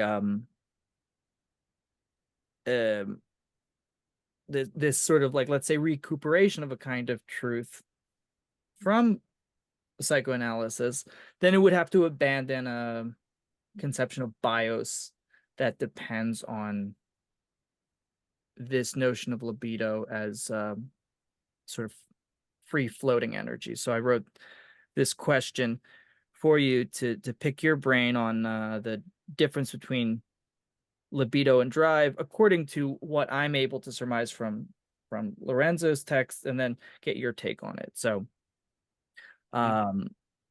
like, to disambiguate this idea of a free-floating energy that would be characteristic of a sort of, Jungian panpsychism from a libidinal energetics that, let's say, doesn't make any concessions to the notion of any sort of obscurity of substance which would exist as a force, let's say, beyond the veil of linguistic differentiality. We have this sort of reinvention of drive in Lacan that has drive be, attendant to libido in a way. And I think, like, a lot of the Lacanian doxa trades in on this idea that drive is almost like the stockbroker of, like, libidinal investments. But Chiesa is saying that there's a libido that is anti-vitalist. And I guess this begins with Freud and the Project for Scientific Psychology, even if it's unbeknownst to Freud. And, a close reading of Lacan would have us regard drive as a sort of stationary tension, right? Or I like the way Lorenzo puts it here, discharge without movement, which in my limited understanding is like a potential energy which is never truly converted into any kind of kinetic energy, but is only the repetition of this potential energy, which, let's say, gets off on the impossibility, an absence of there being an ultimate object of the drive, which would be an object that would ensure this release of tension once and for all.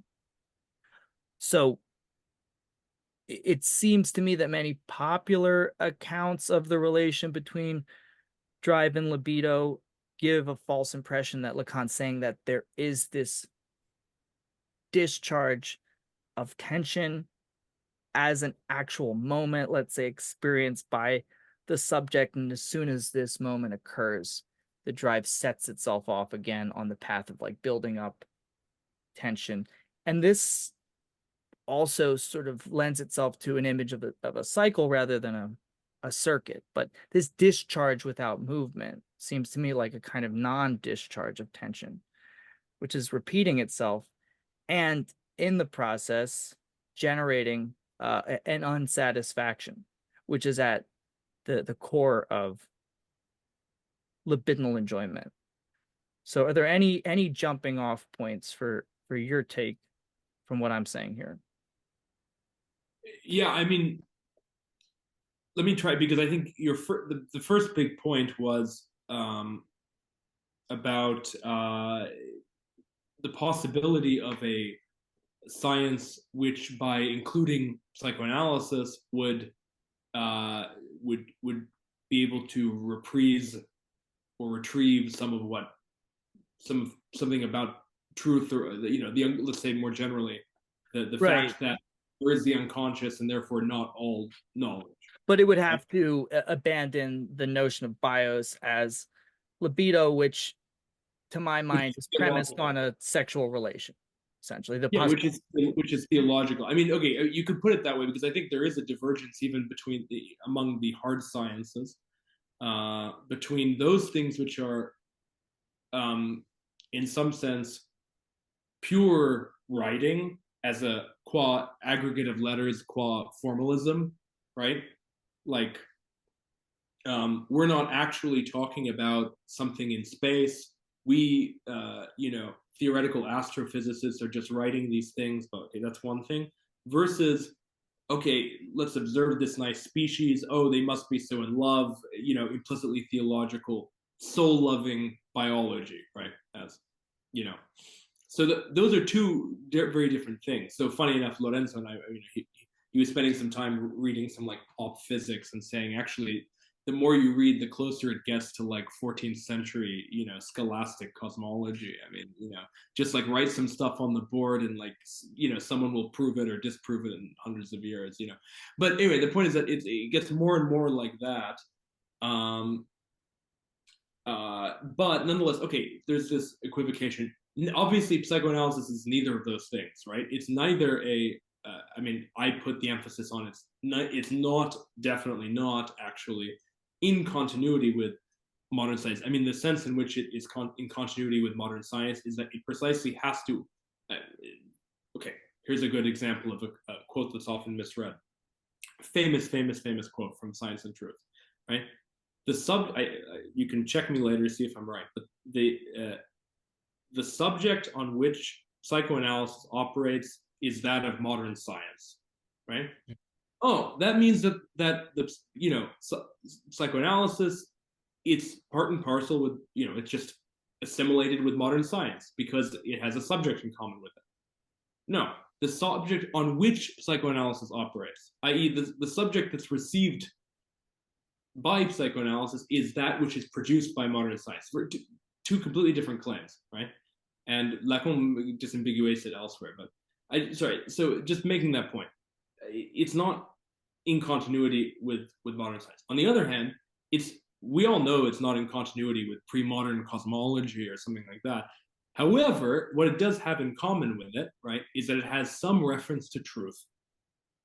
Right? Okay, so so what I'm trying to say is that antinomy is still present within modern science, with however sophisticated, because biology, insofar as it's soul loving, is a hard science that nonetheless is heavily theological, right?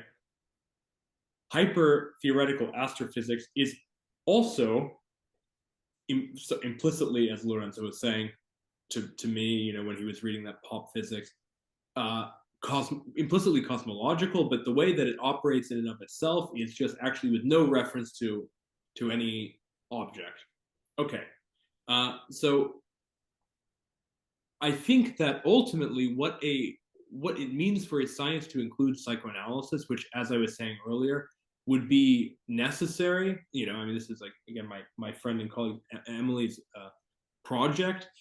What it would mean for that to happen actually is not on the same level as doing clinical psychoanalysis, or moreover doing philosophy. I mean, I don't know. I can't get that far. I mean, like, what is an empirical science that has reference to truth?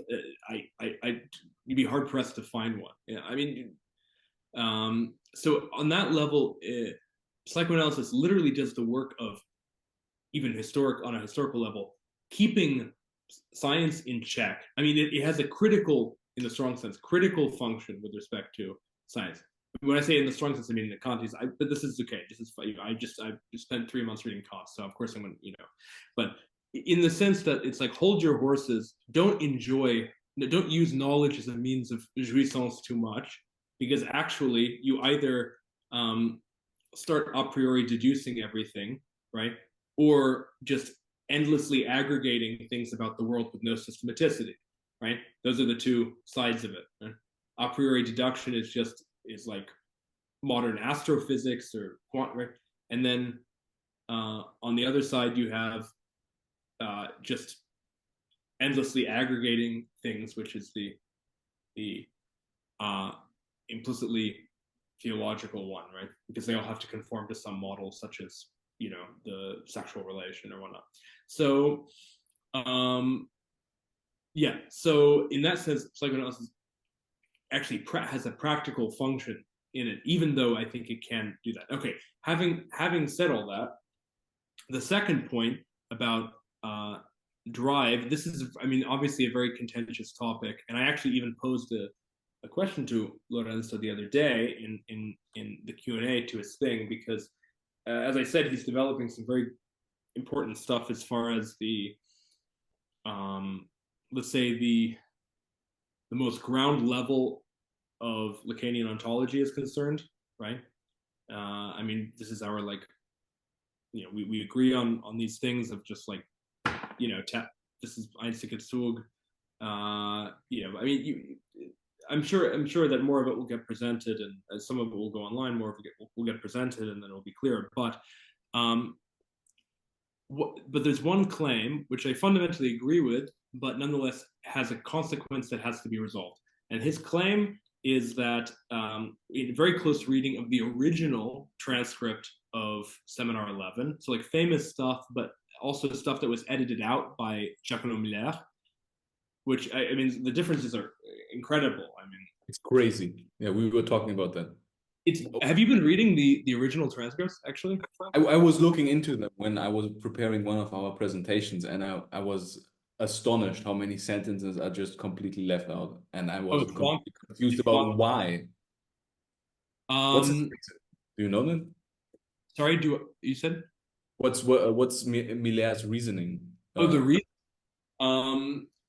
I'm sure if you were to ask him, I don't know him personally, actually. I've stayed away from some of those things, but I'm sure if you were to ask, it would have something to do with, how actually in the end, this particular, this would probably be oh, well, this is not very important, blah, blah, blah. Let's face it, there's an agenda with Miller, right? And actually, Lorenzo it doesn't need to write the article because it's already so clear in the way that he brings it out, but there is an anti-philosophical editing procedure on that, where he takes away some of the important sort of parentheticals and distinctions that Lacan makes, or the complicated, where it just actually it almost sounds more poetic when he reduces it, and it's more complicated, quote unquote, more complex at least when you take the original version, but it's actually more philosophical. He's much more brutal about this and that. So I think that there's an agenda with Miller. One crucial example, again, Lorenzo does this very thoroughly. There are a few people I know who do this extremely thoroughly, who always read both when they're reading something seriously. Moritz, my friend, his co-publisher Jan Weise is insane about it. But there are very few people. Lots of stuff is way clearer in the original transcript. I think so. Seriously, yeah. It's if only Stafferla were actually better formatted. That's the one thing that bothers me. The colored text and all. Okay, now we're just getting into I don't know what to talk about. No, I could talk about But that's a great website. That was the link I was sending in the chat recently. Yeah. Thumbs up to. They're doing a particular Lord's work. Not everyone's Lord's, but they're putting all the illustrations in there. It's amazing. I will say though, be careful of the illustration, because sometimes they just simply take an image from another context and then plop it in there, and sometimes it doesn't quite follow the text. It's pretty good overall. I'm not dissing it, but sometimes there are oversights, and it can mess with you a little bit if you're anyway. But I was bringing you off track to answering Nick's. No, it's okay. It's okay. The point is that okay. So famous material like the unbewusst, right, is also an Unbegriff, right? It's not just a fundamental concept, a Grundbegriff, but it's an Unbegriff, which is also a Begriff, as in a one concept, which is the concept of both of lack and of one, which he's putting all of these things together, which in a very good way. But then I asked just the very simple question. I mean, I even had a very similar line of reasoning. I gave a conference when I was teaching in France under the title "The Four Fundamental Consequences of Psychoanalysis," and my basic point was that the four fundamental concepts are actually all consequences of a single axiomatic decision, namely the unconscious. And axiomatic would have to be qualified here. I mean, I also basically just gave a paper on it, but yeah, to cut a long story short, this axiomatic decision has a form, right, which would be the statement of the axiom, but specifically the axiom "yadla," right? There is some of a one, but it has a material, right? I mean, that who was saying it before? I don't think I addressed that. Someone mentioned the material form of the count. But anyway, the point is that, you know, it has a material too. Otherwise, it would just subsist on its own. You know, it would self-subsist as purely whatever ideal transcendental structure. And yeah, okay, so that's fine. I'm very sympathetic with this. However, then you have to ask if the unconscious is, in particular, the concept, or rather the un of the unconscious, or the un of the unconscious, right, is the concept that is, right? And in particular, it is the first and one fundamental concept of psychoanalysis, right? How do we account for the other concepts as concepts that are? Okay, what's particularly interesting, as in repetition, transference, drive, right? What's interesting is that Freud himself, and Lacan quotes the passage, Freud himself only calls the drive, I promise I'm getting back to this, it's not just it's a very long tangent, but I'm getting back to drive. Freud himself calls the drive, in the essay on the drive, the Grundbegriff of psychoanalysis. He singles it out. This is the Grundbegriff. You have to basically accept this, otherwise psychoanalysis is nothing as a discourse. Quoted by Lacan in the seminar, right? Paradoxically, I would say that actually the drive, right, is maybe the only thing which doesn't follow so unequivocally from the unconscious as a concept. That's the interesting thing, or the un of the unconscious. Why is there necessarily the drive if there is the trait? Just because I mean, I think that the easy answer would be to simply conflate drive with repetition, right? Insofar as there's a trait, but there's not just a trait, there's a trait, and I mean, you know, if it's not just to happen once ever, you know, in 100,000 BC, if it's to actually happen in such a way that it can be sustained, well then yeah, there can't just be a trait, there has to be another trait. Great. So under the trait, under the condition of, okay, we're not just talking about a particular moment, but we're talking about an entire phylum, you know, that means that there's repetition. Great. And I can see how there's transference, because great. Drive, I think it's difficult to say. So that was all to say that in some sense, this Grundbegriff, drive, is also a Grenzbegriff, also a term that Freud likes to use a lot, right? A limit concept, in the sense that actually it might not be, there's a kind of almost agnosticism or equivocation or ambiguity. It might not be actually a fundamental concept of psychoanalysis. Or, moreover, it might be the only way to make a liaison with an actual so-called empirical science as opposed to psychoanalysis. So so the point being that you know, perhaps unequivocal, even if we can have a precision with what all of the other concepts are and how they follow from the un or the of the unconscious, drive is always the one that has the kind of amphiboly between being either too material or too mystical. And I think that this kind of almost on a meta-discursive level explains why there's so much of a fight over it. I mean, to put it really bluntly, I mean, I'm not answering your question directly, because I, generally speaking, agree with Lorenzo's. I mean, it probably come off like I agree with Lorenzo. I mean, we in some sense, like, I think he has the most coherent reading of Lacan, especially on this point. But yeah, I mean, but nonetheless, because I don't know how else to explain the amount of dispute there is over that, except in terms of the fact that actually we're not sure what is a concept of. I mean, quite brutally, we can illustrate it. We can say, when I'm drinking my coffee or whatever, when I later go to roll a cigarette, I'm exercising my drive. But the truth is that actually, whenever I try to explicate that, either I reduce it to something too material, or I hypothesize it. So I don't know if there's a way out of this aporia. On the other hand, I mean, let me put it very bluntly. I don't know if there's a way to formalize the drive. I mean, the best way would probably be through topology, as we were discussing in the prehistory to our chat. But even then, you have to presuppose to some extent, you have to presuppose the drive in order to account for it. Because, I kind of, even when I was giving my explanation of the torus, link in the description, when I was giving my explanation of the torus, right? Okay, I went demand, blah, blah, blah, and then I alighted. Okay, why is it that we're moving in a circle, not just many circles, like the circles of demand, but why are we moving in a circle around it? That's the most touchy part of topology, actually. Why are we moving around in a circle?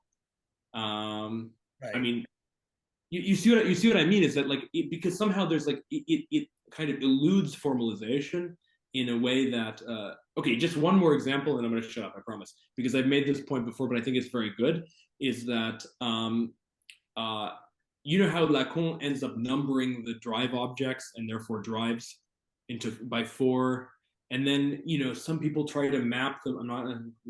Some people try to map them onto for discourses and that kind of stuff. I mean, it doesn't work. But you know what? It doesn't work for a very specific reason, because drive is precisely what is not a fact of structure, right? It's parallel with respect to structure. It's lateral with respect to structure, right? It makes structure would be an inert formalism or whatever if it weren't for drive. Sure, right? That's the sense in which it kind of is always implicitly equivocating with animism, but in and of itself, it doesn't care. I mean, to put it very bluntly, right? So, the drive or the orifices, which would be locuses of the drive, are completely contingent. If we had, why is it that we don't have a nose drive? A nose is an orifice. I mean, why? We have eye drive. That's less of an orifice than a nostril is. That's ridiculous, right? But for some reason, we have this eye drive, according to Lacan, and an ear drive. What if we all got surgical holes? I mean, it sounds stupid, but what if we all got surgical holes? Would that also be a drive? What about an armpit? Is that enough of a hole? That seems like as much of a hole as an eye. Okay, so you see, and at a certain point, right, in the subversion of the subject, right, he gives a list of drive objects, which is much more extensive, and also orifices, right? It includes things like penile groove. I mean, that's a great one, yeah. Right? Like the side of the, I forget what you call it, side of the eye, like not the eye itself, but just, or all these things. And it reminds me of the 14-point list at the beginning of the order of things. The Borges citation of the Chinese encyclopedia, right? Like the 14 species of things, right? I mean, that's how the drive works. The drive doesn't work in nice series of fours or whatnot like structure does. It doesn't have that combinatorial weight. It's purely contingent, fundamentally has an organic origin, so it would make no sense to how to form it. So that's what's confusing about it. So okay, now I shut up. Right. So one of the things that I found interesting was this sort of insistence to not collapse or conflate drive with repetition, right? But I really like the point that you were saying about the problem of formalizing, drive as a concept, which, going back to what you were saying about why can't we have all these different drives? It's interesting because I think it's Garavici and Jameson Webster, they have some co-piece, I think, on respiratory drive. So it's they're trying to yeah, and I don't know, that might be a sort of insistent error that maybe one debate about later. But when you look at like the early seminars, like two, like let's go back to two, he talks about like repetition, compulsion, and the death drive on the sort of symbolic, and how it's like the breakdown of the machine.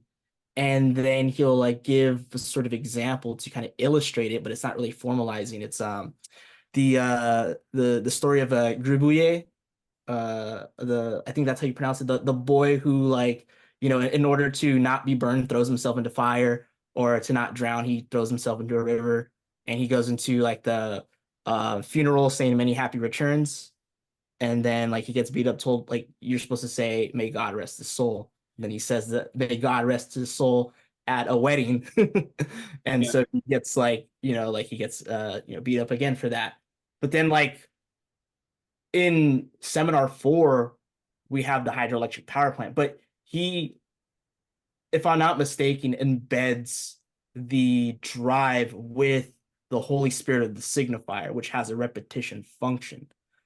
But is that a way of him trying to formalize, or is this just, again, a metaphor or an analogy, alike with like the myth of Lamella, which I know Lorenzo has a great critique of that in the Not To book as it being vitalistic. Well, if I could just add on to it real quickly, he also says at one point that drive is just a technical term for desire, in as much as basically the signifier isolates and fragments it too. But that might just complicate what wait, this is like early Lacan, right? You're saying? I think From Lacan. yeah, I think it's early. I could check right now because I have the not. When I say early, I mean early seminars. Yeah. I think I remember the quote, but this is pre-seminar 5, right? Because seminar 5 is where he distinguishes the two quite radically. In the sense that it is seminar 5, though. I'm looking right now. This is seminar 5. He says the quote is, drive stands for a technical term given to desire insofar as speech isolates it, desire fragments it, and puts it in a disarticulated and problematic relation with its aim. Yeah. I remember the passage. I mean, no, it's interesting you mentioned that. I forgot about that passage. Yeah, I mean, until a certain point, right? This is what drive me. I mean, there's this ambiguity in post-Freudian literature, not to mention Freud. Yeah, whether drive and desire have anything to do with each other. I mean, but at a certain point, like, again, it's like a matter of shift of emphasis, I guess. He ends up putting the emphasis on the fact that they are coextensive, but of course coextensive, but almost opposed functions with respect to the same thing, right? I mean, we always suppose to desire something which we could potentially turn into the object of a drive, right? I mean, that would be like, okay, so when I was saying before, like, again, sorry, in the prehistory, but the two Tauruses of seminar 9. Yeah, whoever ends up watching this will be wondering where the prehistory. We'll have to reconstruct what happened. Have to reconstruct, exactly. Yeah. It'll be like the letter will reach its destination, but so we have the Taurus, which is one neurotic, and then we have the two Tauruses. Okay, so yeah, demand being the same as someone else's desire, and desire being the same as that would be the fantasy under which right I can simply be my object of desire can take me as a drive and vice versa, right? I mean, you see the basic, because it's drive which splits which deviates from need, or it creates a deviation in need, such as to eventually, ultimately, once all is said and done, create desire. So but then but that actually is two different positions, right? One is drive is the name of desire, the technical name, versus what I think he ends up saying. I mean, that's early in seminar 5, right? That's I'm getting it from the Not To, so I'm not exactly sure where it's located. But I know like Lorenzo seems to be making the point that this distinction between drive and desire is actually overemphasized in a lot of the literature. Yeah, well, it's overemphasized in a lot of what I was trying to say was trace the genealogy of that. Like at a Yeah, certain no, point, I'm not sure where it pops up. where Lacan overemphasizes it, and it ultimately gets overemphasized, right?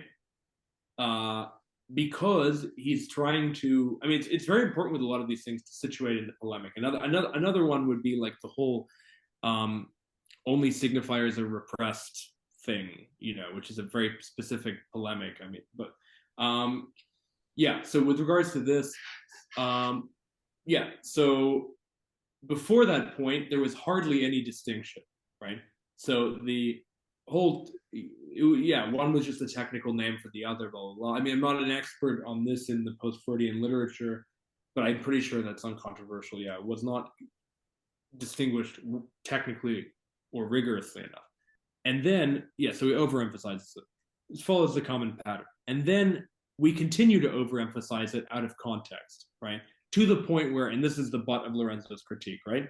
To the point where we imagine that actually they would be independent, not coextensive, independent functions, which could exist potentially one without the other, right?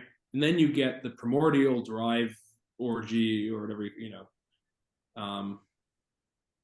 which is characteristic of Slavoj's account, for example. And then it's worth reasserting the fact that there's a coextensivity of the two things, right? But if anything, it's the technical name for need affected by desire in the gap of demand. I mean, you could be more like, yeah, schematic and about it, but okay, yeah. So, wait, what was that all a tangent on? Forgive me, because it's in Central Europe. It's getting a bit late. I forget. Oh yeah, we can wrap up soon for sure. I think it was. I know I'm okay with it. It's just you have to deal with the fact that I'm going to lose the plot a little more. You know. No worries. It was the fact that, you know, Big Sig here was talking about the myth of the hydroelectric plant in regard to Libido Drive and the Holy Signifier. Yeah. Thank you. Yeah. So I just looked it up to answer the question. It's really late in seminar 5. It's lecture 25, apparently. Yeah. I have to revisit this. I mean, I have not really written very much about drive and desire. I mean, interestingly enough. So you've caught me on a point where I have to defer. I don't do my usual shtick about how, you know, deeply underestimated passages, you know, never commented upon, you know. You've caught me with my pants somewhere, I don't know. But yeah. Okay, thank you for finding the reference. Yeah, so as far as the hydroelectric plant is concerned, I mean, specifically the argument there that he's making is that id, which could or could not be identified with of a distinction on the Rhine, right? So in this sense, if we take it as drive, then sure, we can say drive is created by the entrance of the un or the of the unbewusste. But at the same time, then we, to some degree, even if we don't presuppose the energy, right, we presuppose that it's being put into something. I mean, it seems like a very nitpicky thing, but if we want to talk about conditions at minimum, there is actually the real question: is the drive still part of this battery of conditions at minimum? Or because otherwise the worry is that we lamellify repetition, or that we just simply reduce actually drive to repetition. I mean, you know, it's like you see, I was trying to make a meta point about the whole thing. Is like, okay, well, actually, we constantly do both when we're trying to explain some basics of psychoanalysis. Whenever I'm trying to explain drive to someone casually at a cafe, and believe it or not, I do that way more than one would.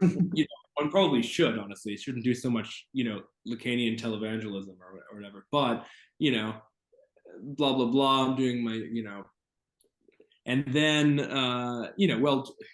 psychoanalysis is bullshit. Really? Well, let me show you the drive. What are you doing right now? You chain smoker or whatever. And okay, what do we? But then we reduce it to repetition, actually, because that's like one explanation. Yeah, you're a chain smoker. Ha ha ha. Drive. But that's just my repeatedly doing something. Okay. Then you ask, well, then what's left out of that equation? What's left out of that equation, if I look at it directly, then I get this, I lamellify it, right? On the other hand, I say, okay, well, it's not you repeatedly doing something, right? It's just the energy that you feel in order that you repeatedly do something, right? It's the energy that you feel in order to sustain it, right? So I'm not sure that this is not actually kind of like the reason it's a Grundbegriff in this qua Grenzbegriff, like a fundamental concept called limit concept, is that actually it cannot be formalized in either way, and therefore it kind of remains this apparetic thing about psychoanalysis. I'm not sure one can get around it. I haven't seen as a convincing enough account, because Lorenzo again is the most convincing. But then you still have to rely on a repetitive metaphor, right? As oscillation, right? Yeah, which is maybe better than iteration or something like that, but it's still a repetitive metaphor. So we have to make a leap. It's not, you can't directly formalize it. I mean, that's my intuition about it. It could be because it's like then you would have no choice but to fall back on a sort of archaic, mystic notion of a force field of energy that's ultimately uncontainable, and which, if we're engaged in some sort of like repetitive exercise or activity something we do compulsively, then it's almost like, there's a phenomenal noumenal divide there, where it's like, this is what's really going on behind the scenes, right? It's just this libido trying to, and that's kind of the idea I think Žižek is operating all the time on when he talks about drive, because in Plague of Fantasies, that's the one quote I'm always thinking of. He's saying, once we move beyond desire, that is to say beyond the fantasy which sustains desire, we enter the strange domain of drive, the domain of closed circular palpitation. So he's basically, his position is just drive is desire minus fantasy. Yeah, I mean, or even moreover, I mean, unfortunately, this is reflected in some quotes from Lacan, like some of the quite suspicious Lacan. I mean, for example, in Seminar, I forget if Lorenzo uses this quote, but where it is in the whatever from not from love to, no, it's the demontage, right? The deconstruction of the drive one, where he speaks of how in psychoanalysis, I think it's in psychoanalysis, we can pénétrer le réel. I mean, we can penetrate the real, right? This is not the sort of thing that you would expect or want to expect Lacan to say. I mean, to right, this is like the same thing as the Plague of Fantasies, you said, right? Yeah. It's the same thing beyond, but it's also the same thing in Seminar 7, which I find even more, to some degree more egregious, of Dusting, like beyond the signifier signified, beyond the absolute other, but not even qua other of the other, like qua real. Dusting is this beyond, we can penetrate it, right? When in fact, I mean, Lorenzo's whole point in a certain sense, jack shit is beyond, right? Yeah, exactly. Right? But like if you're saying that drive cannot be formalized, that it's not just the repetition that is in some sense a necessary consequence of the logic of the signifier, how then does it overlap with signifying structures? Like where's the connection? Because it has to yeah. consequence, no? Yeah. Because I think that's what relevant the question quote Andrew was here. asking. That's right? funny you said overlap, because I have a relevant quote here from Lorenzo, where he says Lacan posits a basic overlapping or even homomorphism between the circuit of the drive through which sexuality participates in the psyche and the gaping structure of the latter as constituted by the incompleteness of language. So somehow there's this lineup between orifices around which partial drives circle and then gaps in language. Yeah, I mean, one way to reconstruct it would be even maybe even I don't know if this is simpler or more complex, but as I said before, the structure would be an inert formalism if it weren't for drive. That's for certain, and that is the that implies that okay, there would be some kind of force when in fact we have to disassociate this vital force from. But the point is that it would be just, I mean, there wouldn't be anything to say if we're that's for certain. But then, okay, then we ask the question: how does it relate to structure, right? I mean, I think that for example, hydroelectric plant thermodynamic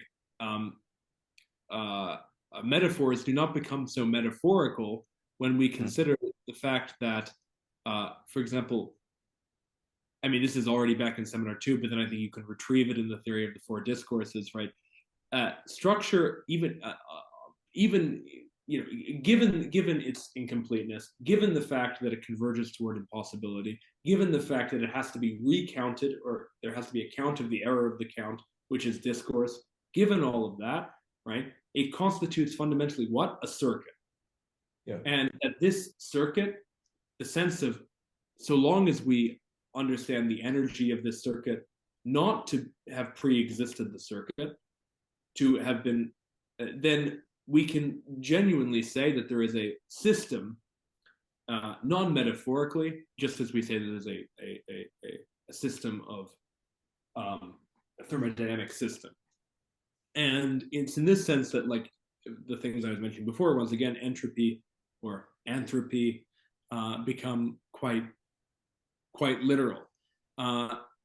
So even before considering the gaps of language as orifices, which I think again I'm sympathetic to the argument. I think it can be argued. It might be even simpler to think, well, just the pure circuitry of the terms of discourse. I mean, before even getting into the details, that is itself actually thermodynamic. But actually, I shouldn't even put quotes. I mean, because that is actually how it functions. I mean, because the whole point about a thermodynamic system, or specifically entropy, right, is that it does not actually exist out there, right? You can't point to some quantum of loss of energy and say that's entropy, right? I mean, please, I can be very loose with these things. So get a thermodynamic expert to kick me in the ass, but nonetheless, I'm pretty sure that no one ever points at some entropy, right? Moreover, you only create entropy insofar as there's only a law of entropy insofar as there's a law of entropy, right? There's only a law of entropy insofar as there's a law of entropy. So I have to first draw a circle around some system in order to say that there's entropy there. So no, actually, because one man's entropy will be another man's energy, right? In that respect. That's where he talks about like the difference between energy and energetics, right? And what you only understand this sort of law retroactively, and it becomes the sort of signifier of the system. And why it's like, I think even Lorenzo focuses on this whole thing of like the kinetic energy or the potential energy over the kinetic. which would Lorenzo would say like, if we focus on the kinetic, then drive would be nothing more than the sprite of the current of this hydroelectric power plant. Yeah, exactly. And I think that's quite precise. And yeah, I mean, I suppose that the end goal, right? Because so what's the practical value of those? Well, the end goal, I think, is to understand that, maybe to come back to all the way to the Grundbegriff, Grenzbegriff, Unbegriff, all that stuff, is that actually somehow, if there were to be an unequivocal equal and opposite concept to repetition, then in some sense there would be a circuit of the four concepts, right, by being constructed of one thing, that would actually be too complete. I mean, this is where I was kind of going when I was first reading this, right? Like, when I say reading it, I mean reading it in this way, when I was putting forward this thesis of the four fundamental consequences. Is that actually one of the consequences is somehow defective. It cannot be formalized in the same way, even if we have some idea of what it is, because fundamentally we have to cross-reference that idea with the formalization. And so what I mean, sort of, I mean, it's tricky because this is what for most people gives well, let me put it this way. I mean, even I think back in 2016, this is for Lorenzo what gave psychoanalysis its materialism, right? I really think that with his new book and with some of the things we've been discussing, you don't actually need it. That's the funny thing. I don't think you need to rely on drive in order to be materialistic in psychoanalysis. Why? Because I'll tell you what's material, or he will tell you.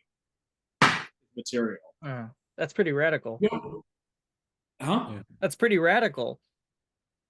I think so. I mean, I think what he's doing right now, and we've been actively talking. I was up at Newcastle for several months, kind of on exchange. Yeah, I think what he's doing is basically completely recreating psychoanalysis from both ends on a theoretical level. I seriously think so. But this, yeah, but that's one point. I didn't actually think of it that way. Doing it just clicked now. It's like 1:30, and like I'm like delirious enough for things to click in this way after some sustained babbling. So forgive me, but yeah, I think that's almost like, if you want a tagline, right? My endorsement of Lorenzo is, yeah, back in 2016, it was all about the drive as the material liaison of psychoanalysis, specifically with empirical science. Now I don't think it is. I think that there's a self-standing a self-subsistent understanding of what materialism is in psychoanalysis, which is namely, there is a trait or a count or a thud on the table, and that's actually all you need, at least as a building block of an ontology, insofar as it is a reconstruction of ontogenesis, or it's yeah, because sometimes it seems like drive is appealed to as something that's going to like create continuity between the phenomenological and then the unconscious, almost, but it's actually the solution of continuity there. And within the system, the various articulations of it always, to me, protrudes. It always sticks out. Like, that's not to say it's superfluous, but like you're saying, I'm realizing now that it cannot be formalized in the same sense that other features of the system can. I think that it is the thing by definition, actually, which can't be formalized. Were it to be formalizable, then it would be part of structure. It would not be that which would motivate or whatever. Would. I mean, the worst thing to say, animate, but that's what we want to say, right? Animate structure, right? But that's the thing, is that's its fundamental equivocation. I don't think you can get past that. So, in a certain sense, yeah, and I genuinely mean it. I just thought of this formulation now, but yeah, if we define the material form of the unary train as the basis of all formalization and therefore all reconstruction ontologically of ontogenesis, then you no longer need the drive, which always will equivocate, in order to material ground psychoanalysis, or materialistically ground. And I think that there's an issue with applied psychoanalysis here, where there's this popular sort of narrative that's propagated that, just like with your example of the chain smoker, that we can appeal to drive to explain why someone engages in a certain behavior that leads them to repeat. It's too easy of an interpretation. Yeah. I mean, no, I've struggled with that particular thing before, because I've even noticed myself being lazy with it. I mean, you think I'm just making a joke? No, seriously, I've like done that 1,000 times, where I'm like, see, you know. Right, and then it becomes just thinking I was doing the same. Yeah, but like when you like focus on drive like that, it's like it just becomes like the sort of like a lazy thing where it's just like, oh, it's just your death drive. That's it. You know, it sort of becomes like the universal like substance, or like, you know, it's letting God out through the front door and bringing it back into the back door. Yeah. But I completely agree. And I have some problems, with this transubstantiation of death drive. I mean, that's Lorenzo, but also to be even more brutal, the transubstantiation of a kind of symbolic negativity. I mean, if you saw my paper from November, that's what it was all about, right? In which somehow, I mean, that's really the root of it, right? One point of, let's say, methodological difference, at least up until this point, between me and, say, Lorenzo, is that I think that you can always find a logical flaw which explains the material flaw. I mean, this is my like whatever. This is where I'm Hegelian, you know. In the end, logic is not just an abstraction from all content, you know. What is the logical flaw? The logical flaw is actually that structure is, if so long as you only consider symbolic negativity, then there is an ultimate ground of all symbolic negativity, you know, the grand contradiction, right, which is complete. It's a barred one, but it's a one of the not one, right? I mean, this is Lorenzo's terminology to describe Slavoj and so forth, right? So the point is that actually this is a formal thing. You don't need to the material thing follows, right? The fact that this has a, you know, but you understand the fact that this supposes the, you know, an orgy of forces or whatever, orgasm, I think, even of forces from Slavoj, right? So cutting right to the chase, you know, as always with Žižek, but you know, so an orgasm of forces, that's almost subsidiary to the very basic logical problem that it's a one of the not one. Yeah. So I would just say that I forget where we started once again because I'm losing the plot, but yeah, so you interrupt me. Huh? Oh, no, I didn't say anything. No. Maybe we should wrap it up. Yeah. You look pretty tired, Harrison. I think well, we've exploited intellectual labor. And yeah. Oh no, it's my pleasure. It's my pleasure. It's actually. But I think we have one last question. Oh yeah. Oh. Go. Yeah, we have one question we thought we will ask every guest, which is, how do you read, or more specifically, how do you take notes? Good. Okay. Because we're not academics, right?